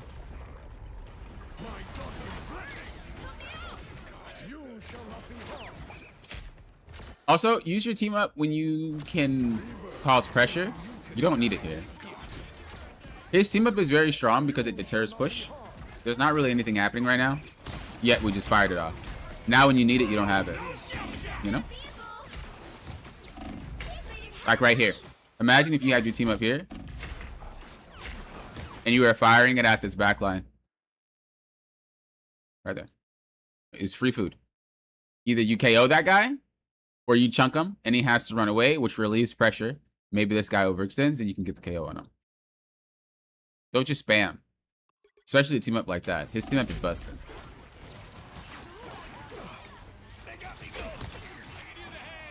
You're a mag player? I had to play mag one season. And I didn't want to. But cap was so bad and so was everything else. I had to do it. I mained every character for a little bit. What's up, Daredevil? Bro, I don't like the way he feels. He feels weird. Maybe I'll go back to him one day. But that character feels weird. At least on controller. I'm using for me. You're doing that thing again where you just like walk up for no reason. Why? What's here? What's like realistically? What's here? You're doing the thing that tells your strats, hey, my mag is going. Let's go! Stop. You gotta stop. They're not good, bro. When you have strategists or DPS players that don't understand positioning, you have to be extra careful about how you position. I mean, you're still in the wrong because you shouldn't be just walking forward into nothing. There's nothing there for you. You should just be waiting. But you have to realize this entire time, this Jubilee has been stuck to your back like glue. I don't know why. It is very strange considering she has a very long range. Oh, I think it's infinite. Why is she stuck to you like this is beyond me. But she is. So, you need to play to that. It sucks, but that's how tank goes. You have to react to how people are playing and then adjust your gameplay according to how they're playing. If you notice your strat is 3 years away from you all the time, well, you might need to make sure that you're holding the spot that they can see you, right? So let's just say I'm holding here and my strat is like way back there at that corner. They're spooked. Well, why would you walk forward if they can't see you? You can't. You have to play there.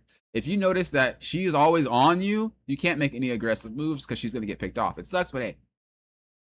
That's what tanking is, man. That is what it is.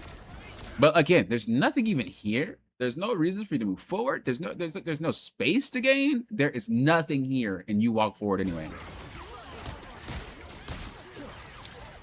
That didn't let Mr. Fantastic think it's okay to move forward. That let Emma think it's okay to move forward. That let Jubilee think it's okay to move forward. And they get KO'd because of your decision. You led that charge. Look, you're the reason he's there. Look. Bro's chilling.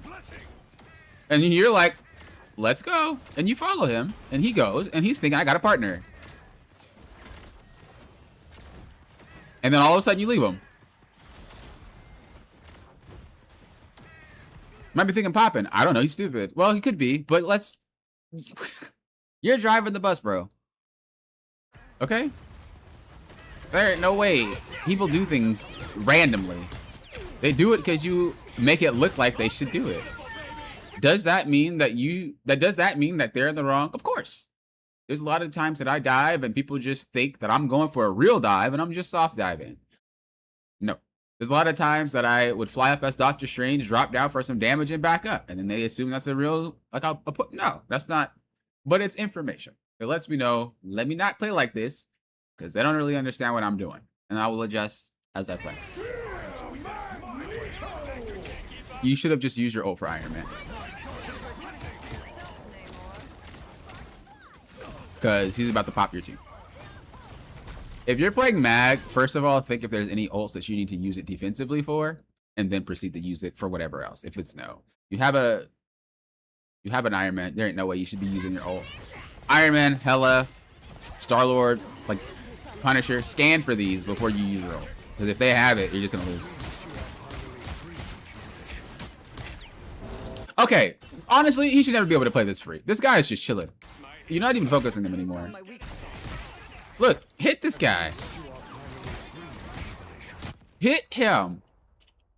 He's been doing this entire time, bro. I let it slide before because you was focused on some other stuff, but now it's just unacceptable. You're not even looking at this guy. Pop him. Literally wait to use your team up and just smack him every time he does this. You should KO him every time. Look. He's still playing for free. He's still playing for free. He's still playing for free. Bro's still playing for free. He's about the maximum pulse.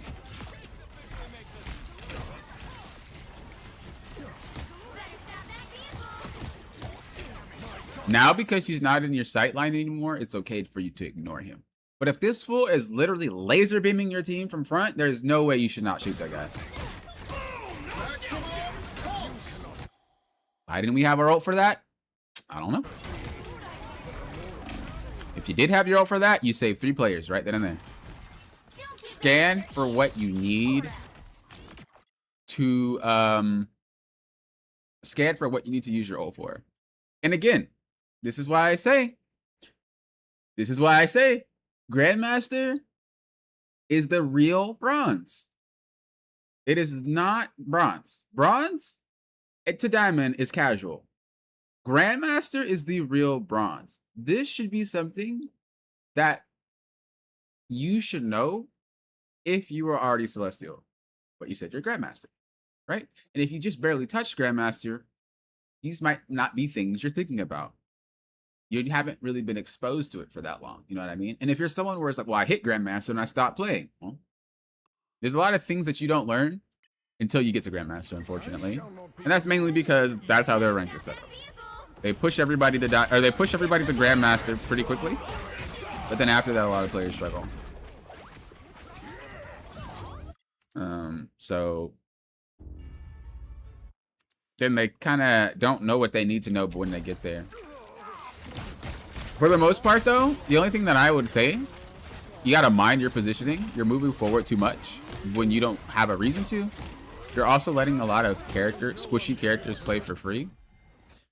And you're also not using your abilities properly. You're just kind of like firing abilities off. Those are the 3 things that I think that you should get better at doing. Even like right now, you should be targeting either the Deadpool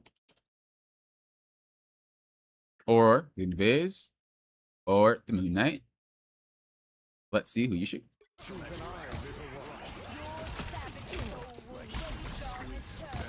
Okay, don't use Mag Cannon unless you can for sure get a KO. So the Mag Cannon, you shoot someone twice, 1, 2, Mag Cannon, 3. You could have had a KO here if you shot him a couple times first. But you just fired off the mag cannon to fire it off. Got nothing out of it. And then now you're kind of just playing the game. When you could have set yourself up for a KO. Pop, pop, mag cannon, pop. That's what makes him such a terror. But you have to know when you have the ability to get KOs. I like this team up usage. It backs them off. Remember, it's a pressure abuser. Very good use. Very good use. I like that. I think your team up there won the fight. You're halfway there. Keep going. Like, I see your offense is better now. That's good. Almost there. Don't And that was the one thing we were talking about, huh? Let's see this Jubilee. I don't think they play Jubilee.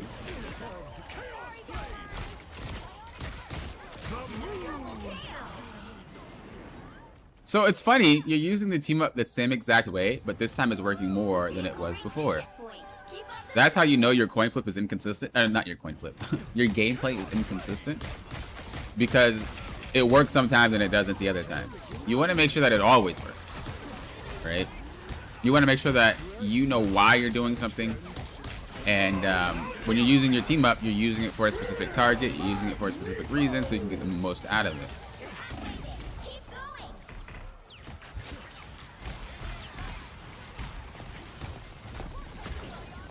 Like, here's a good time to use it. There you go. No, no, no, no. Don't worry about her.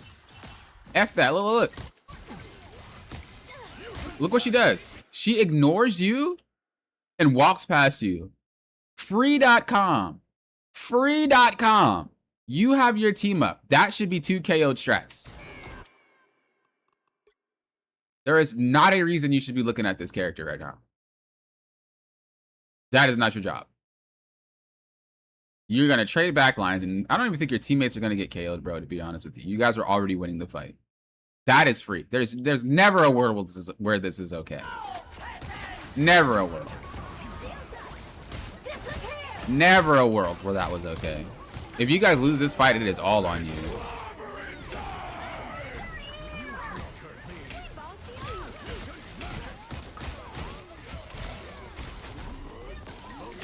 Focus the squishy people.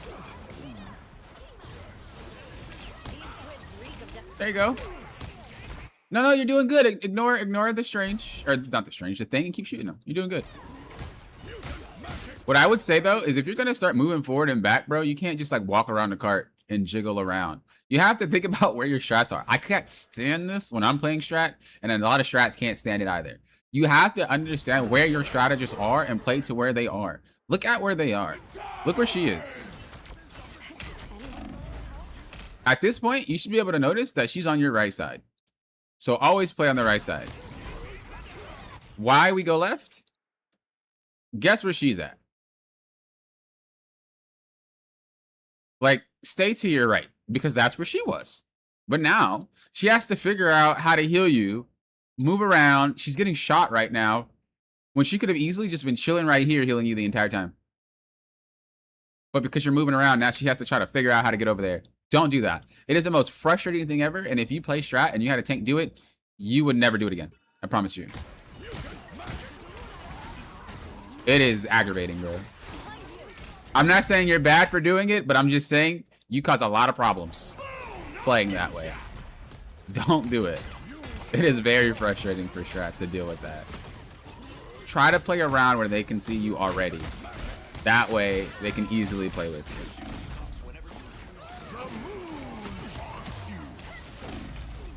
As I said before, though, you lost this fight for your team. There's not a world where that even should happen. You had the invis low and you had the strat pull low.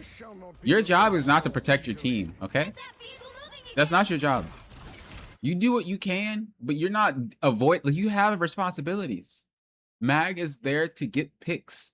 If there's a pick, that's high priority. Do that. Never be like, I gotta help my team. If you get 2 picks and you only lose 1, that's a good trade. You win.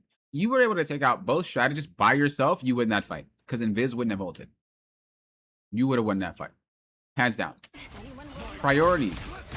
Now, you might be thinking like, Poppin', how do I know the priority? I can't really tell you, bro.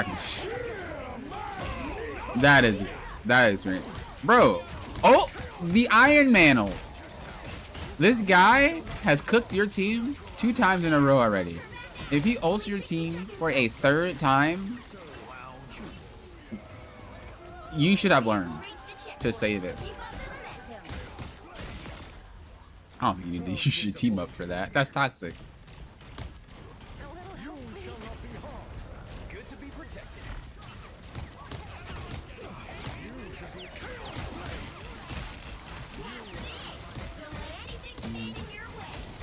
I like this. I don't really like that you're just jilling around with no direction. You're not bad, but like doing this, like play to something. You gotta think about it. If you're getting supported or the DPS is playing with you, look what you look like. We'll look at it from their perspective. Look how you're playing. A little help, please. That's much better. Let's heat it up. Force burst. Look at that. Look at that. What are you doing? Bro, they have to aim at you to heal you, yeah? But they're also playing to where you are playing, yeah? And they're also getting shot at. You are compounding problem on problem on problem. If you can eliminate something and control something, it's your movement. So if you make yourself more controlled, they don't have to aim that bad. Oh, wait, tank here.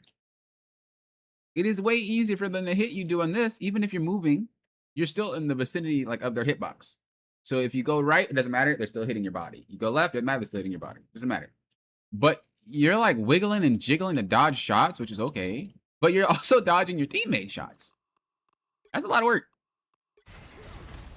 Just play to the corner. Even here, you're like backing up into nowhere and play here. If he jumps like that, curve the corner, back up this way. Not into your team. Because if he's focused on you, he's going to just hit you. If he's focused on your team, you can easily just shoot him. Like, bro, you chilling. But when you guys are all on top of each other, you know, it's kind of hard.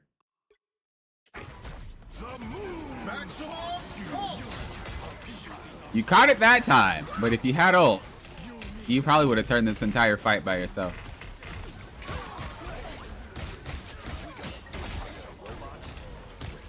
Only 60 seconds left.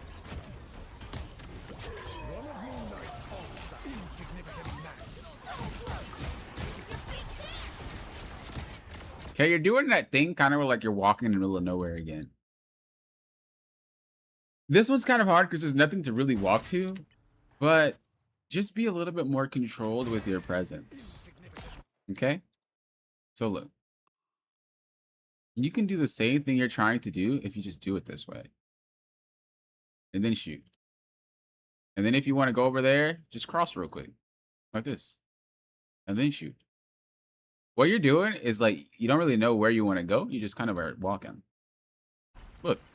You're not really sure. I'm over here a little bit. I'm taking damage. I'm over there a little bit. There's not much to it. You're just like out in the open.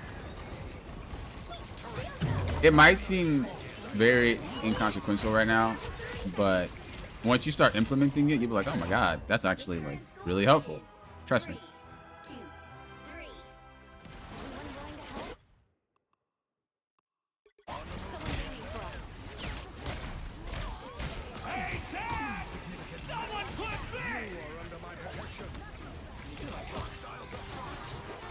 Yeah, White Fox's range is always the downside to her. Same thing here. It's just kind of you're moving with no purpose. If your job is to try to create space, try to walk over here. Not now, but let me go back. Just so it makes more sense. A little bit more. Okay. So like if you're trying to walk up, walk up. Make them afraid. Walk up to him. What is it? He's a tank. Push him back.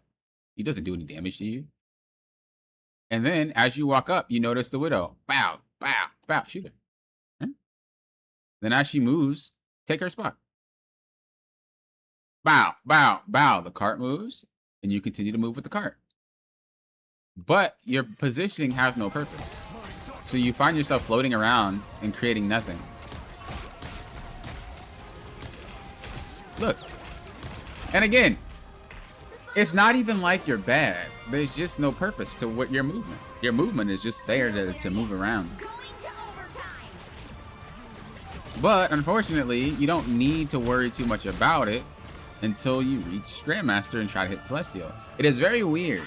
But the bright side is that every season, rank resets and it shoves people back. So eventually, you're gonna need these skills to break out of gold. Eventually, you're gonna need these skills to break out of silver, which is gonna be really good because players, even if a reset's happening, each time the reset happens, players are getting better and better and better because what's required to beat these people The right heroes can make all the difference. is gonna have to be learned in lower ranks than in higher ranks, which is very good for everybody.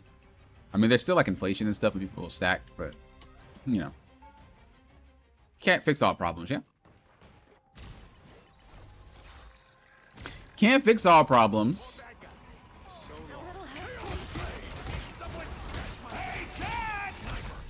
Okay, slowly back up. Don't have to turn. Don't have to turn. Just back up. You don't have to turn around. Just back up. When you turn around like this, look at what the enemy sees. If I'm playing tank and I see, look at what you do. Will actually be the thing because that makes more sense. Okay, maybe not because guy's trolling. Look, as you turn around, we see this. You turn around, you left this guy. Regardless if you stayed facing forward, this guy's trolling. But you turned around. Now all of this is happening. Like, this is such a crappy fight, bro. I feel bad for you. This isn't your fault. I'm just like using this as a learning point. But this fight sucks. You turn around, and if I were Doctor Strange and I see that, bro, I'm pushing. Like, you're letting me just walk for free? All right, bro, thanks. He didn't even abuse the fact that you did. I would have walked past the Punisher and walked to you. This is why it's hard to get these concepts down packed at an early stage of like your rank climb, because it doesn't go punish and it doesn't matter. The game is still new, you know. We're still like in the baby stages of our game, so a lot of this isn't necessary. But he should have taken advantage of the fact that you turned around. There is no world where that's okay.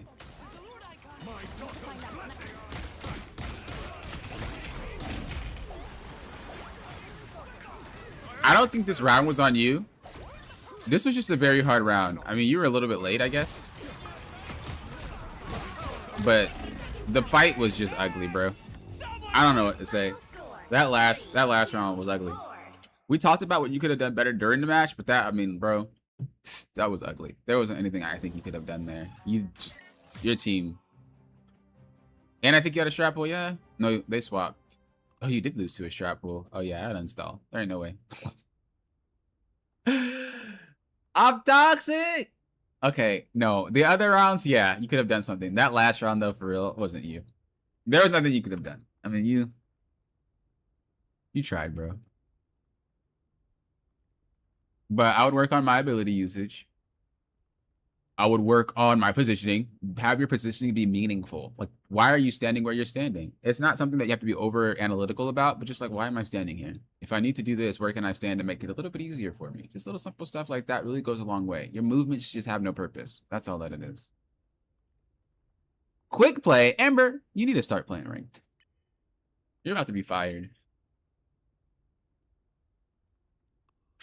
Trying to return to my roots this season and bring out my girl Mantis. This match was an eventual win at the threshold of third point, but it felt so rough that I eventually swapped off Mantis, looking for Mantis recommendations and advice, especially positioning and playing with her versus dive and pub comp. Okay, let's see. Did they fix the sound of this map, by the way?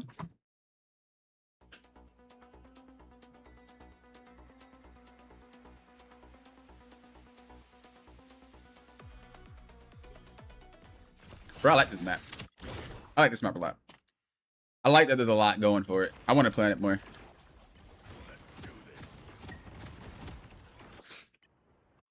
What was your Venom even doing? Bro, what? Nothing heals the soul. Did I like a miss bit of something? gardening. That guy's on a mission. That guy's trolling. To me to finish what I don't know what he was doing. Weird. Alright, don't do that. Don't turn around. Just back up. Same thing with the mag, just back up. I need assistance. There's not even a reason that you have to walk forward here anyway to then have to turn around. Where you were is where you're going to be. Like, I'm pretty sure in the next few seconds you're going to walk right back to where you just were, because you're going to get pushed back. Based off the fact that you had no tank because he just got KO'd, there was no reason to walk forward. You guys were on the defensive anyway. You have to retreat. So walking forward to turn around and then turn back and then walk back just doesn't really make much sense. You should have just already been in the back looking, because you know you have to back up anyway. This is just reading the fight. Again, it is quick play, but I'll just like I'll watch it as though it's a ranked match anyway. Still got to give up space. Don't have a tank yet. Don't waste your sleep. Be very cautious about that. There's a few ways to use it.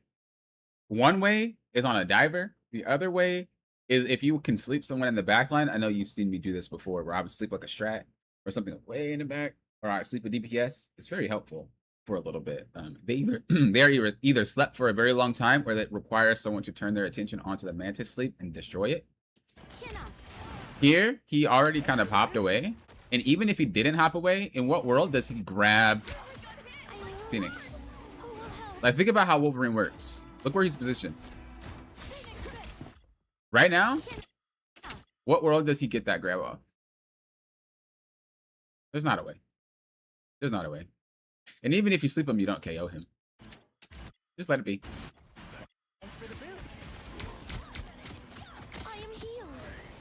Heal, body and soul. They've made it halfway. Stop them.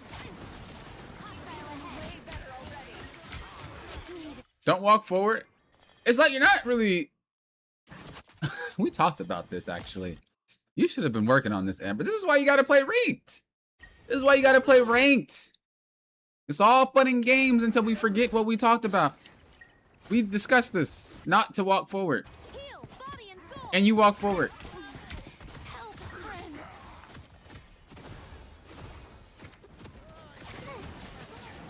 Just relax. I am healed. You see? We discussed not doing this. You needed some help, didn't you? And you walk forward. Chill. Be free.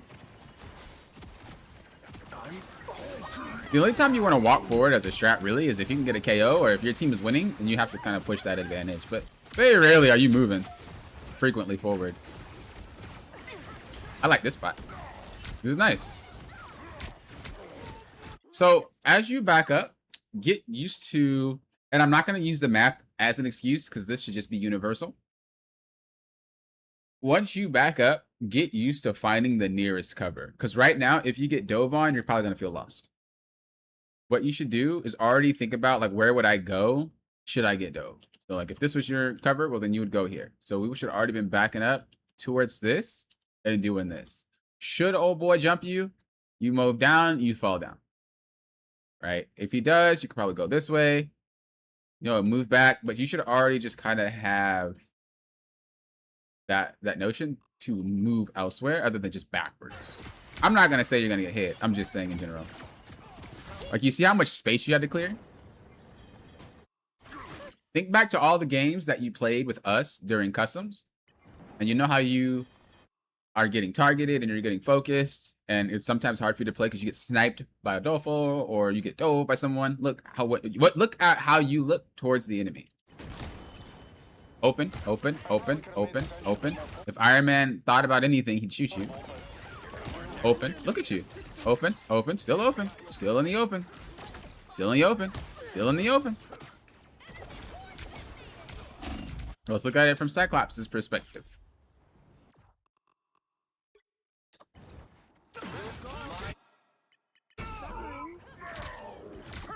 Still in the open. He just doesn't care. Still in the open. You still chilling for free. You still chilling for free. You still are in the open. Still are in the open. You see how, like, you're going from all over here? You know those little things in the carnival where, like, the ducks go in a row and they go like that and then they come back and they go like that and they come back and that's what you're doing. You're just like, hey, shoot me. I'm over here. I'm over here. I'm over here. And it might seem like I'm making fun of you, but I'm not. It is something you have to realize because you should never be crossing open spots like that repeatedly. You have to think about as you move, you have to go from one cover to the next cover to the next cover, and it should never be across the battlefield. It should always be from one side to like further back, to further back, to further back, or this side further back. It shouldn't be across. And I'm not gonna use the new map as an excuse because that's not a good excuse. Let's sleep. You're still in the open again, though. You see?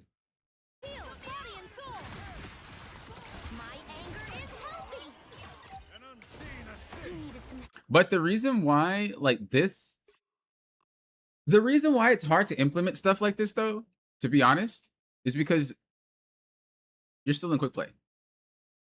And when you play with us in quick play, I think the ranks are a lot higher than when you're playing. I don't know if you're playing with anybody in this lobby, but I just know that I don't get like new players that often, or I don't get low rank players. I usually get like Grandmasters, Celestials, etc. And I think when you play with us, we get those, and then you get punished for it. But that's because those players are better. And in order for you to learn something like this is really bad, and to fix it, you do have to get punished. But because you don't play ranked, it's hard for that type of concept to get beaten down into your head just because you're not getting punished for it. Does that make sense? This goes for like diving as well. I always say divers just never get, like Thing is a really great example.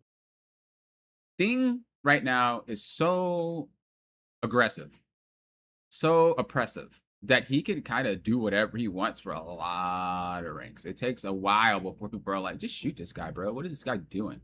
Maybe about mid Grandmaster, high Grandmaster, he ain't doing that no more. But that's very far to get punished, right? Imagine this player is like, I'm Grandmaster, yeah, but they didn't learn how to play the game at all because they were never punished. How do you improve on that without being punished?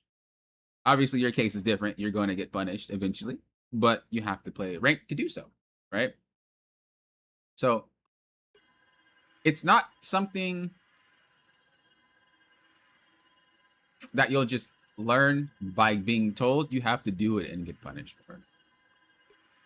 Help, didn't you? It's kind of like touching the stove as a kid, right? You could tell a kid not to touch the stove, but I promise a lot of dumb kids that touch the stove regardless, just to see what happens. I was one of them. Sometimes you just gotta get punished, bro. Like I don't. That's just life. I like that sleep, really good, but I just walk away from it. This is a good sleep. Bow, walk away. Don't hit him. Let him snooze. Walk away. Reposition. Go closer to your team. Whatever you need to do, but I just wouldn't touch him because he's gonna go after you again after you wake him up.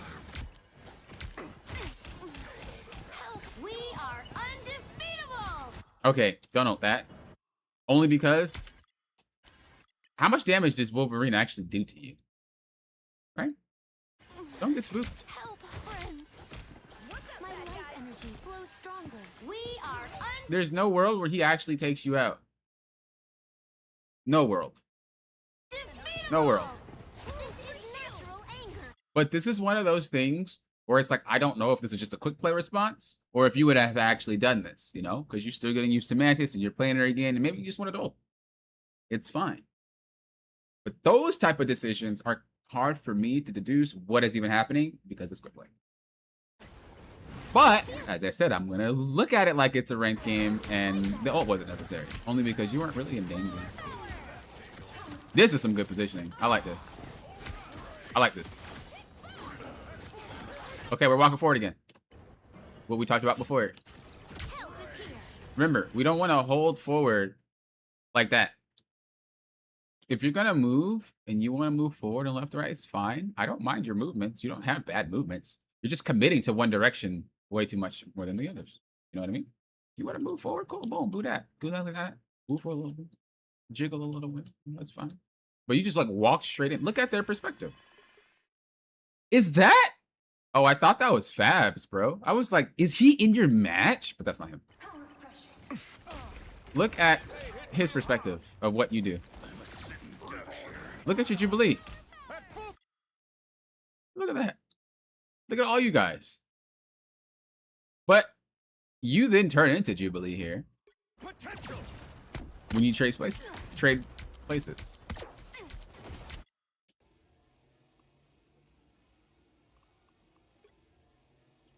Like, you would be mowed down so fast, it's not even a joke. I don't even know what these players are doing.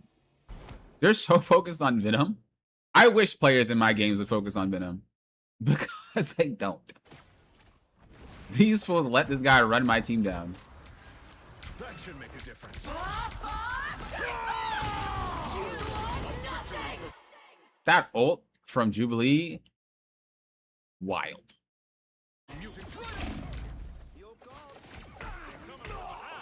Wild, bro.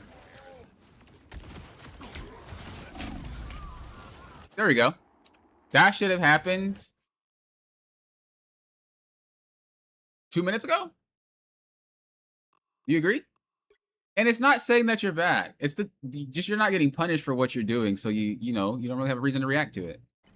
Because I do notice when we play together, you do shape up after you get punished, but you should be already prepared to do that in the first place. Yeah, you shouldn't have to get punished to be like, I guess I gotta play better this match. You should already be anticipating things like Iron Man or snipers shooting you. You should already be anticipating being dove, etc., etc., etc., right? Because eventually it'll happen so much. Where was he shooting, bro? Your god is suffering. Who was over there? Where is he shooting? I in control. My guy! Wasn't very nice, was it? Brother! Healing for my friends. What you need to stop playing quick play. Or if you play quick play, you gotta play with Lauren. Or someone in a high rank. Cause this is crazy. We got a temple. Bro shooting 80 shots. Oh, he got you. You got hit by that guy, by the way. Just let that sink in. That's what you got hit by. Bro shooting ghosts. And he randomly caught you. I have still a chance to stop that. Bro just... A mantis! Boop, boop. What? That's all that happened. That's crazy. Shake it up. You stopped them in their tracks. You needed some help, didn't you? You should give up for damage on Mantis. No. Doing damage is fine. You just have to do it correctly. That's all. I don't think you're doing anything wrong. Like, I don't think anything is wrong right now other than your positioning. It is not you're amplifying your damage. It's not that you're trying to hit people. I think you're fine. Because she's not a heal bot. She needs to fight. It's just your fight. I would play Hela or think about Mantis as Hela. I guarantee you'll be punished a lot more playing a DPS than you will be playing Mantis. And then get used to being KO'd. I know that you sometimes say, well, my Hela, is not that great. I could play it, but it's not that great. It's not that your Hela's not great. It's that you're being abused for what you usually do on strat. But because they don't focus you, it's not being punished. As a DPS, you're probably the target most of the time by other DPS and by tanks more than you are as a strat. And it might seem like cope. I promise you, high priority targets like Hela is getting most of the focus. Then I will dive a strat, or then I will dive like a rocket or something like that. I will try to take out that Hela before anything else, because that is a problem, right? Namor, different story. Star-Lord is probably going to be like a priority sometimes. Like, different DPS do have different priorities.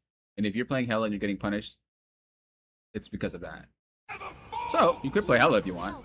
And just get used to that gameplay. And then play Mantis. You'll play the exact same. She's basically Hela on strat. Again, don't turn around. Just walk back. Just walk back. I don't really know why you even walk forward here. To get back into position. What's over there for you? It's like you're trying to hold space for the tank, like as a tank. Let it go. That's not your job. Why is your tank over there? Only God knows. I guarantee you I'm not about to play to that. Yeah, hey, yo, take that space. No, it's free. I don't know what it's free. Take it. Free real estate. I'm telling you, a tank's not going to be like, Mantis, why didn't you stay on point? If they do that, they're trolling. But you think you're safe in this area when you're not. If you just back up like Jubilee. Okay, well, she's playing the same game you're playing, I guess. But if you just back up, you wouldn't even be here. You wouldn't have gotten ulted. None of that would have happened. And you would have saved your Jubilee by sleeping him after he lands. Just based off of how you position. But this is what I mean. You see kind of how you play in a way that only works if you're not punished? You got punished by Iron Man, and you got punished by Wolverine in a span of a minute. But you've been doing the same thing for 3. You know what I mean? So, it's not like they're good. You're just easy to get to. Focus on the battle. Only 60 seconds left. Feel the heat. They hit a checkpoint. Now might be a good time to stop them. That was good. That's what you see. I told you. I don't know what it is about you. I honestly don't know what it is. You literally understand what you should be doing, but you decide not to do it until someone punishes you. Why don't you just play like you're gonna get punished already and then play like that? That's the same thing that was happening on the first point, except you were like, I'm gonna walk forward. Hey! Then you got punished twice. I guess I can't walk up no more. You can't walk up regardless of whatever map, whatever game, whatever mode. That's not what strats do. Why you gotta get punished for it before you react is beyond me. But you do that every time. It's hilarious. It's hilarious. Just start the match off like you already got picked off. Start the match out like you already got controlled by Wolverine or something like that. And then play it. It's so crazy. It is actually so crazy. Oh, we talk. You're reverting. You just did the right thing by not walking up, and then you just walked up again anyway. I know it seems kind of like boring because your tank isn't moving and you feel like you need to move. I get that. That is something that makes you want to walk forward too, but you just gotta fight that urge. Let him do it. Now you don't have any cover though, so if you get pushed right now, you can't go left, you can't go right, you're in a funnel. There you go. Don't walk up. There you... Yeah! Oh. Okay, you're trolling again. You are not safe just because there's cover right there. DPS perspective? Don't know what he's doing. Doesn't even notice. I'm pretty sure he saw you. And I'm pretty sure Loki saw you. Yet you just like are playing for free. I wonder how long you stay here. Oh, not for long. You should have got picked off for doing that, but you didn't. We are undefeatable. Shield, count me in. Do you see me do that, Amber? Is that why you do it? Like, is there any part of your gameplay that replicates mine? Because I know when I play tank, especially Cap, and people try to play Cap, they do some of the things that I do, and it might look like that's what you should be doing. So if there's something that I'm doing that you try to apply to your matches, whether it's you or anybody else, let me know, and then I can talk about it in further context about why I do something. Because if you're trying to do, because I've done stuff like this, but I had a reason to. If you try to do that, let me know. Because I can definitely explain why I do it and where I do it versus like just randomly pulling it out. Bro, that guy's a creeper. That guy's a weirdo. That guy's a weirdo. I don't know. You weren't supposed to do anything about that. The Cyclops is a weirdo. Where are you going? Spider-Man's not your tank. Why you walking forward? You like, where did I drop? Oh. Okay, you're trolling.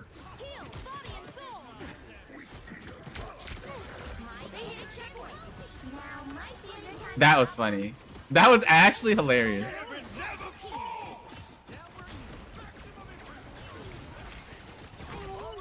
Good explanation anyway. It's probably a good tip. Well, what it looked like you were trying to do was off angle. And the location you were doing it in was way too far away from your team, where you have to run through danger to get back to them.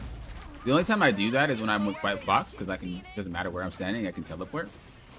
Life energy brings me But This is natural anger.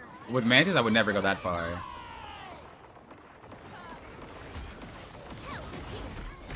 So if that's what you were trying to do, I just wouldn't do it from that angle. You do it again. You gotta stop that. Why do you do that? It's a genuine question. We talked about this on White Fox, and your reasoning was for White Fox, she could play a certain way, right?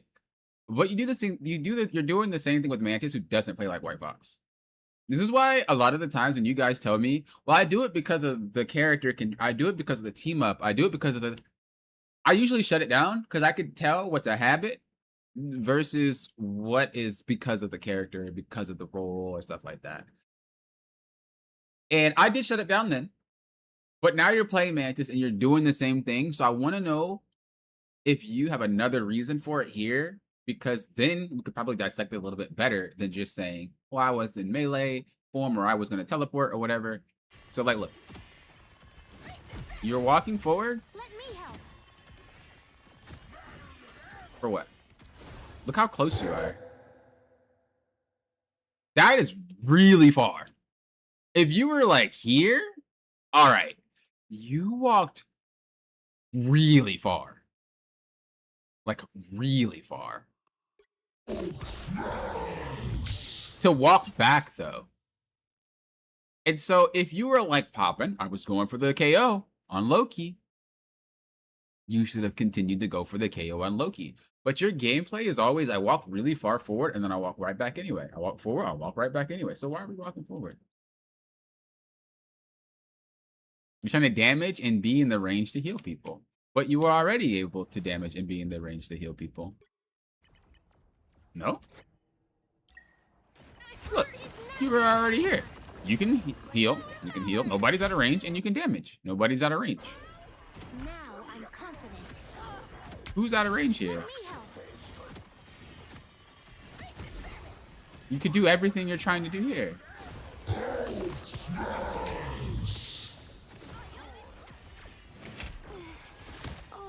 I think it's a habit. Oh yeah, I know it's a habit.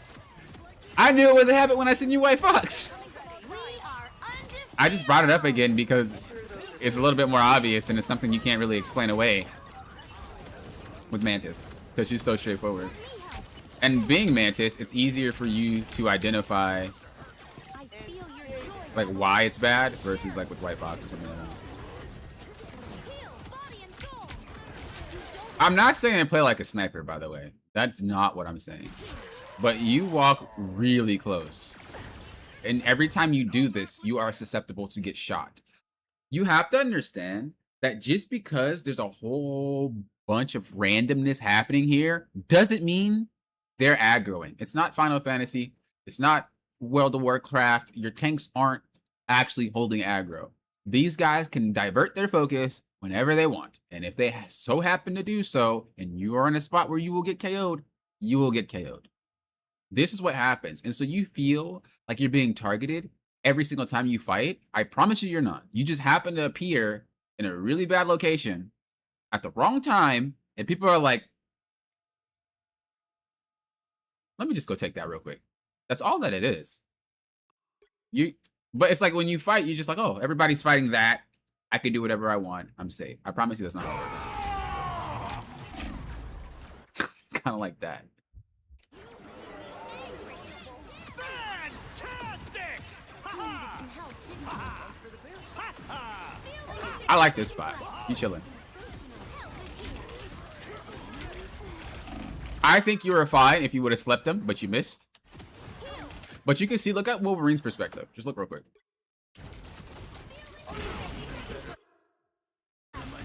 Look. Oh, what the heck? A Mantis? That's literally your gameplay. That is how you play. It is for some reason like you think because there's a fight happening, they're never looking at you. They don't target you. You just happen to be in the location. And then you could say, well, Wolverine was targeting me this game. No, every time Wolverine got to you, you happened to be where the Wolverine was. He was not looking for you. You were just there as a gift. That is all that it was. You just happened to be there. Every time he got you, it was because you just happened to be where he was at. He was never looking for you. But that's because you put yourself in these situations to be food. Every time. Down to 30 So. seconds. Better stop that vehicle. It's now or never. Stop them. Oh, good juke. 10 seconds. Good juke. Good heal. No winner yet. Going to overtime. I don't actually mind that. Dude, they still didn't fix the sound. I don't actually mind that. It might look like you trolled that, but you had melee form. I was okay with TP into melee. That's unfortunate, though. Did you stop melee and then stay there? You did. Okay. You did. Okay. That's unlucky, though.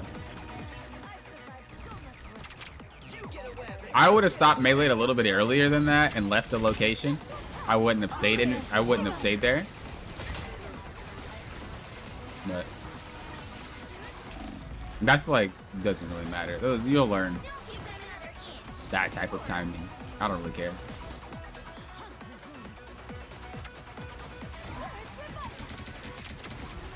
I was gonna say I wouldn't teleport into that because you don't really have a team. Venom's about to leave because he's low on HP, right?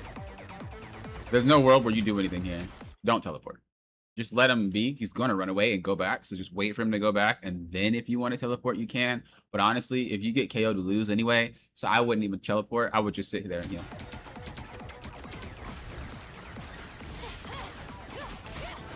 You see how he left you?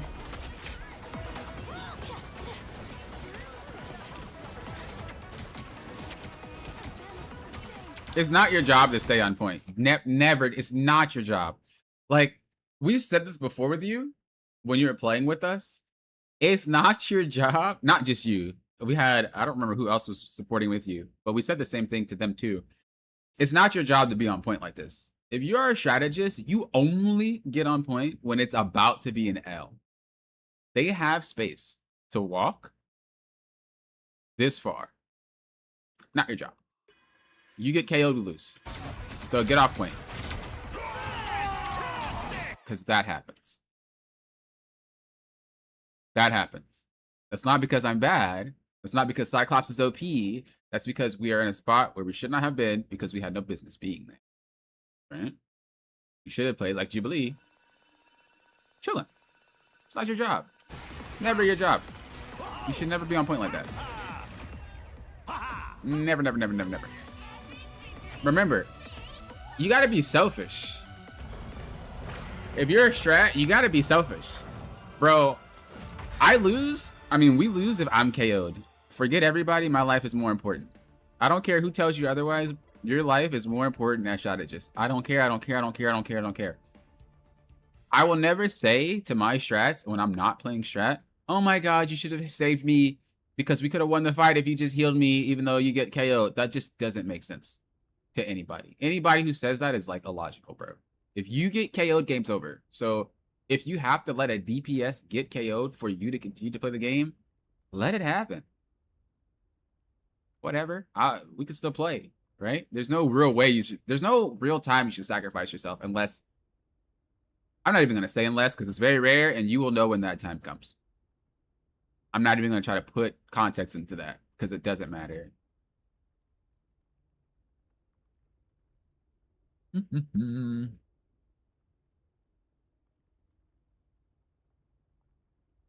Yeah, I think the percent label is useless because they factor in the people who don't play ranked. If you're not a ranked player, you're still getting labeled as one, and they use that, I think, to grade the percent. So there would be like a bit of change if they only used people who actively played ranked. I am curious though about that Iron Man. What rank was that guy? You can kind of see this guy hit platinum, right? His highest is Grandmaster. That's crazy. And he was never shooting you. Now, I'm not going to beat up on this guy because... Oh, he does play ranked. I was going to say he thought he was quick play warrior. But you can see why I say diamond or bronze to diamond is literally like casual competitive. Rank starts at Grandmaster, but people stop playing at Grandmaster. Grandmaster is bronze. Like, it is bronze. That is real. Anything before that is like, you just getting your feet wet. You're just getting used to playing the game. It seems like it's a harsh thing to say, especially because they have like the percent-based thing, but I'm telling you, I think they just factor in, I think they just factor in the bronze that don't play. The people that are, you know, that thing.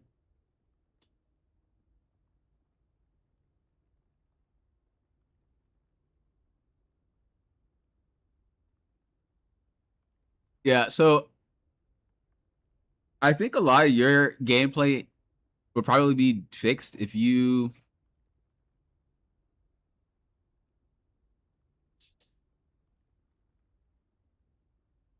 just anticipate things.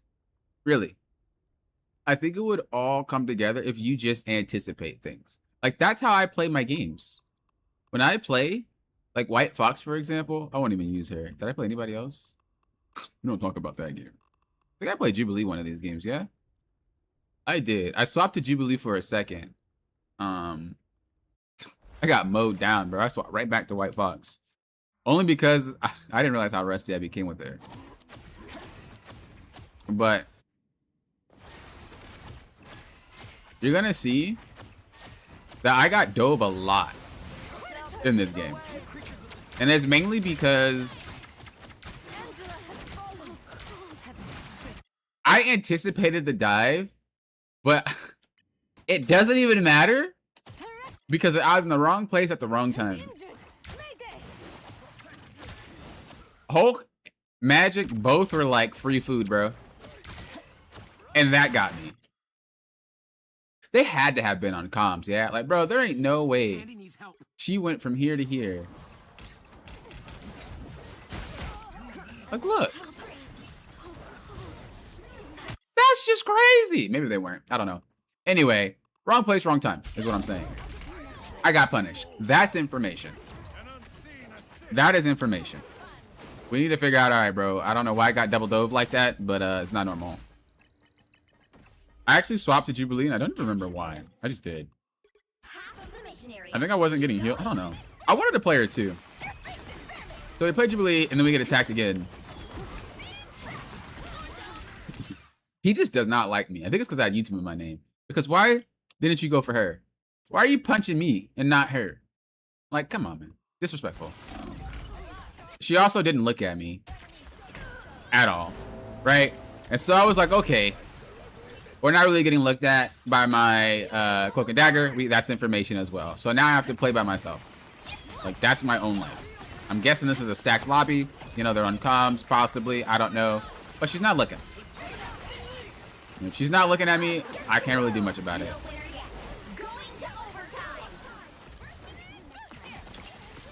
So, again, just trying to anticipate what's going to happen. Here, I didn't. Here, and it's funny because I was streaming the Discord and they were in call with me. Here, I was trying to get my ultimate as fast as possible. So, I was like, okay, let me get this mark. Let me do my thing. I was not worried about Doctor Strange, but I did get hit. I got hit. I got punished because I didn't anticipate it. Happens, but it's information. So I got KO'd 3 times by not really anticipating anything. And I think part of it is just because I haven't played Rivals in like 2 days, 2 or 3 days. So, you know, I had to get my mind like turning. But I got punished 3 times. And it was crazy because even in call, I was like, bro, I don't ever play this bad. What's going on? Like, I actually told all of them. I was like, this is not normal. I'm not this bad, bro.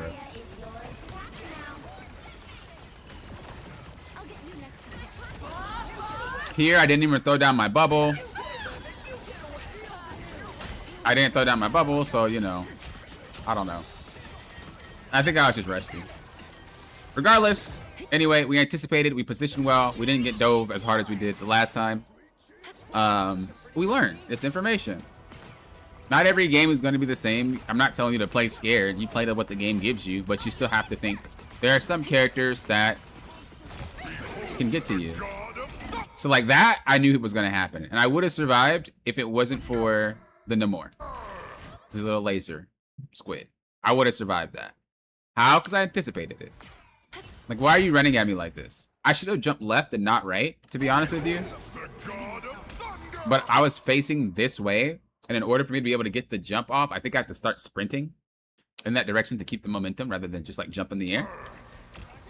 So, or I could have went down. I mean, we could have outplayed this a lot of different ways. I'm not even gonna lie to you, but the fact remains, I knew it was coming and I would have lived if I played it better. That's what I'm telling you. It's like, you should be able to anticipate all of these things. You shouldn't have to get KO'd to know that, okay, this is probably gonna KO me. You should just know it's going to, based off where you're standing.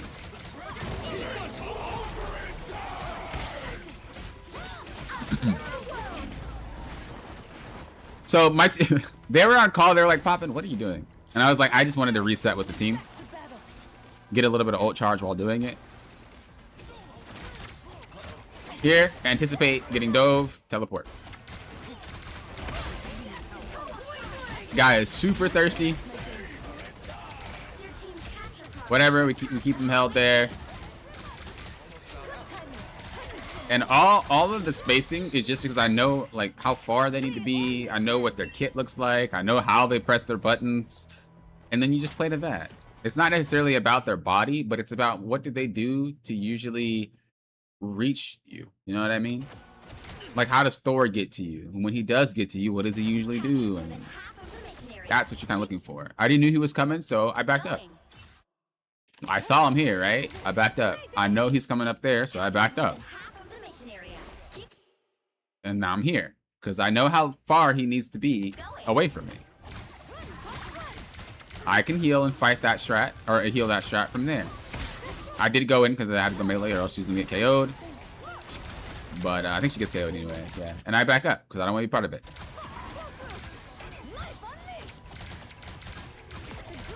And we're still keeping our range. I do ult this and I don't even think it does anything. I think we lose this fight anyway. My goal was to back them off and focus me so my team could get back because they were picked off. I think I get KO'd, but it does work. Oh no, it worked out. Oh yeah, no, I played that really well. Never mind. I thought I got KO'd, but I didn't.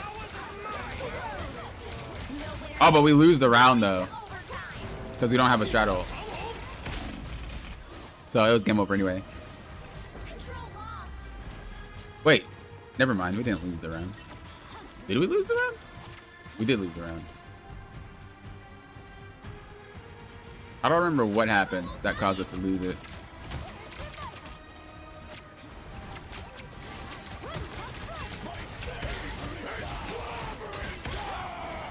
Oh yeah, it was just a really good ult by that thing player.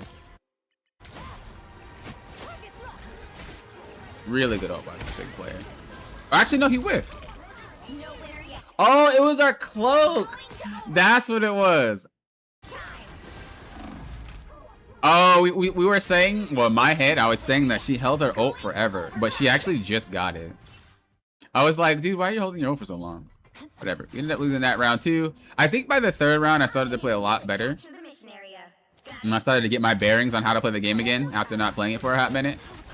So you see, I'm positioned a little bit better.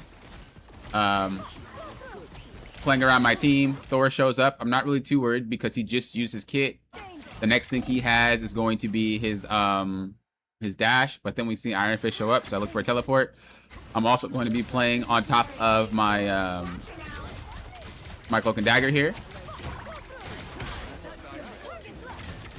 And all of that is just moving and reacting to what's going on. But you have to anticipate it first. Because if you can at least anticipate it, even if you're wrong, you have some defense to it. You're not caught out. You kind of just got to be like, okay, I thought this was going to happen, and this is how I was supposed to play it. So I'm just getting myself back because I don't want to be caught. As you see, the thing just dropped down. putting myself on the right so I don't get shot by stray shots. Lining myself up for the wolf. Go back again to the side so I'm not stuck with my team. Go hop in to try to get the heal on, but it targeted Cloak and Dagger and not Storm, unfortunately. We ult to take advantage of the situation.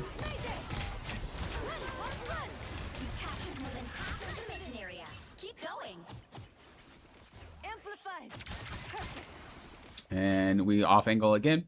Why? Because I can teleport. And I don't want to be hit by anything stray.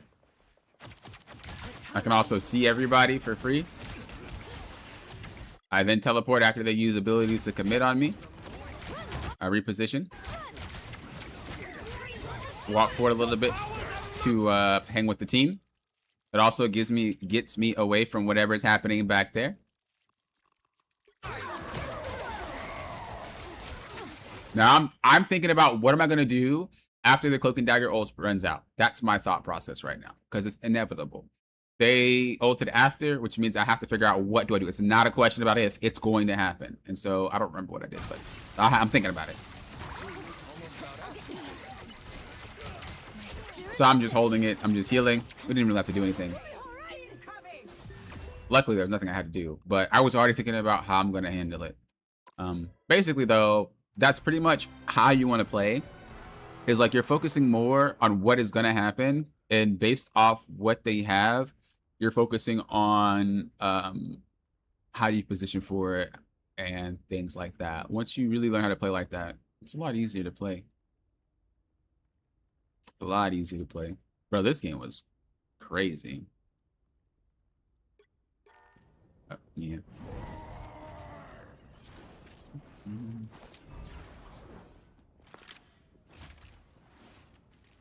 The point being the rank label is pointless. I think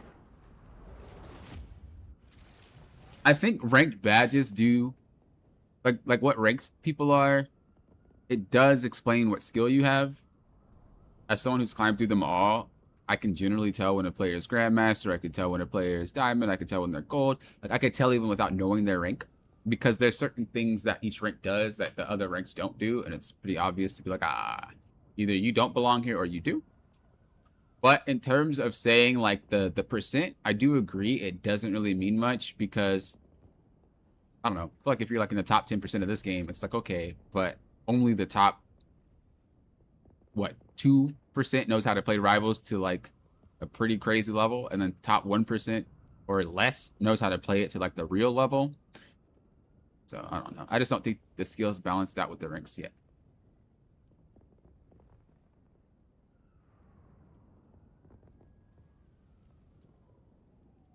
Okay, let me catch up. I end up dying 3 times on White Fox. Rip. It is a buff though. It is. I do agree that I don't like when supports walk on point, especially like rockets. When rockets walk on point, I crash out. It's like there's no world where you should even be touching point, my guy.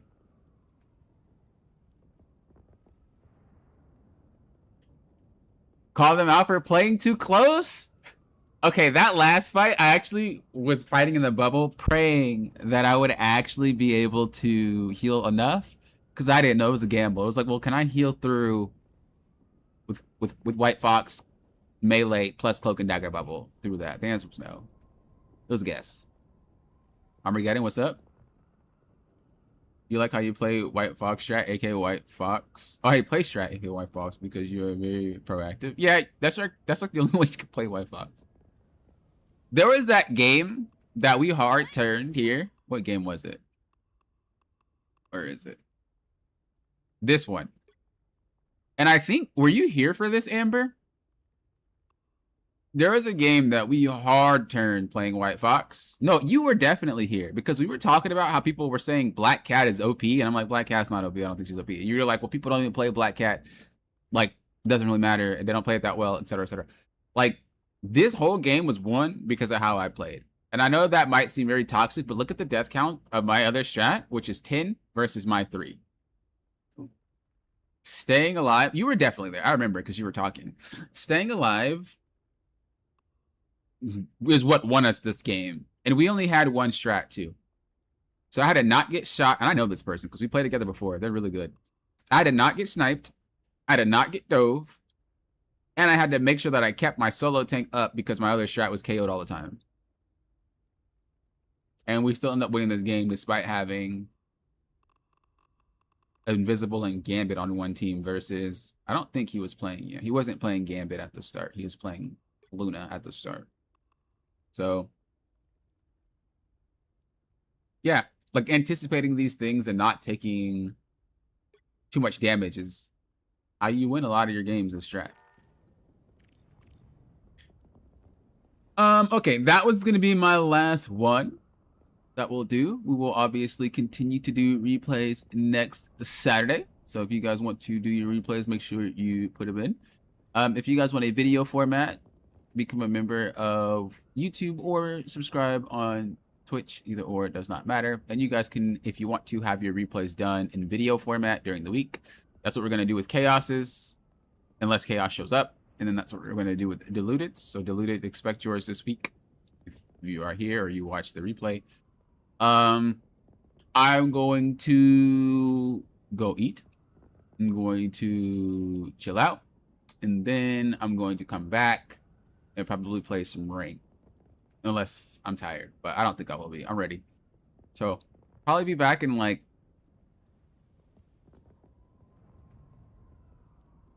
close to an hour. Give or take, close to an hour. And then we'll play some ranked. We're at 99 points right now, which is crazy. We have 12 days to get one above all. That's really not that bad, again, for PC, just because of the fact that people don't play. But once we hit one above all, once we hit one above all, I'm probably not going to play ranked at a high level as much anymore, and I'm going to do a lot more, like, content to teach. Because if I already hit one above all on console, hit one above all on PC, like, bro, I'm done. Like, I beat the game. I'm not even worried about getting top 200 or top 1. Like, bro, I beat the game. I'm done. So a lot of the content, unless there's a really character I really enjoy, but a lot of the content will be like teaching or playing specific characters, having their arcs. I wouldn't mind doing with you guys as well once my accounts get reset and stuff.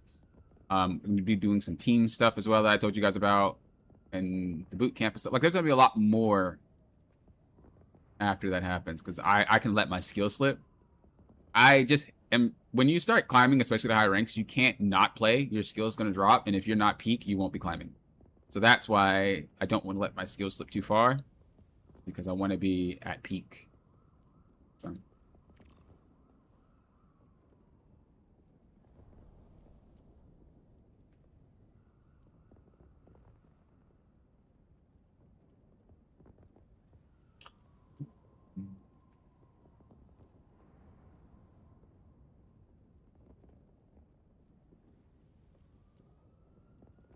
Yeah, I didn't hit one above all on PC. We tried to hit one above all.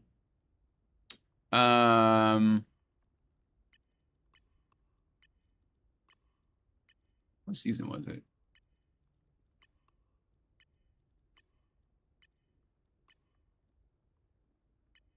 We tried to hit it this season. Right, 7.5? 7.5. But we didn't have enough time. We didn't have enough time. We got to Celestial 2, and then we just didn't have enough time. And I was like, okay, I'm just going to play new characters. But it was the same season, I believe. We got it. Oh, we didn't get it this season. But we got it the first half. It was this season. So we got it in the first half on this season, which was season 7.0. We're going to do it on the second season, 7.5. Didn't have enough time. I think we only had like 2 weeks left. But now we have a whole lot of time on PC now. So I want to try to do it. I want to try to do it this season. So we're going to see. And then once we're done, we are probably going to be done for good. And probably not climb for a hot minute.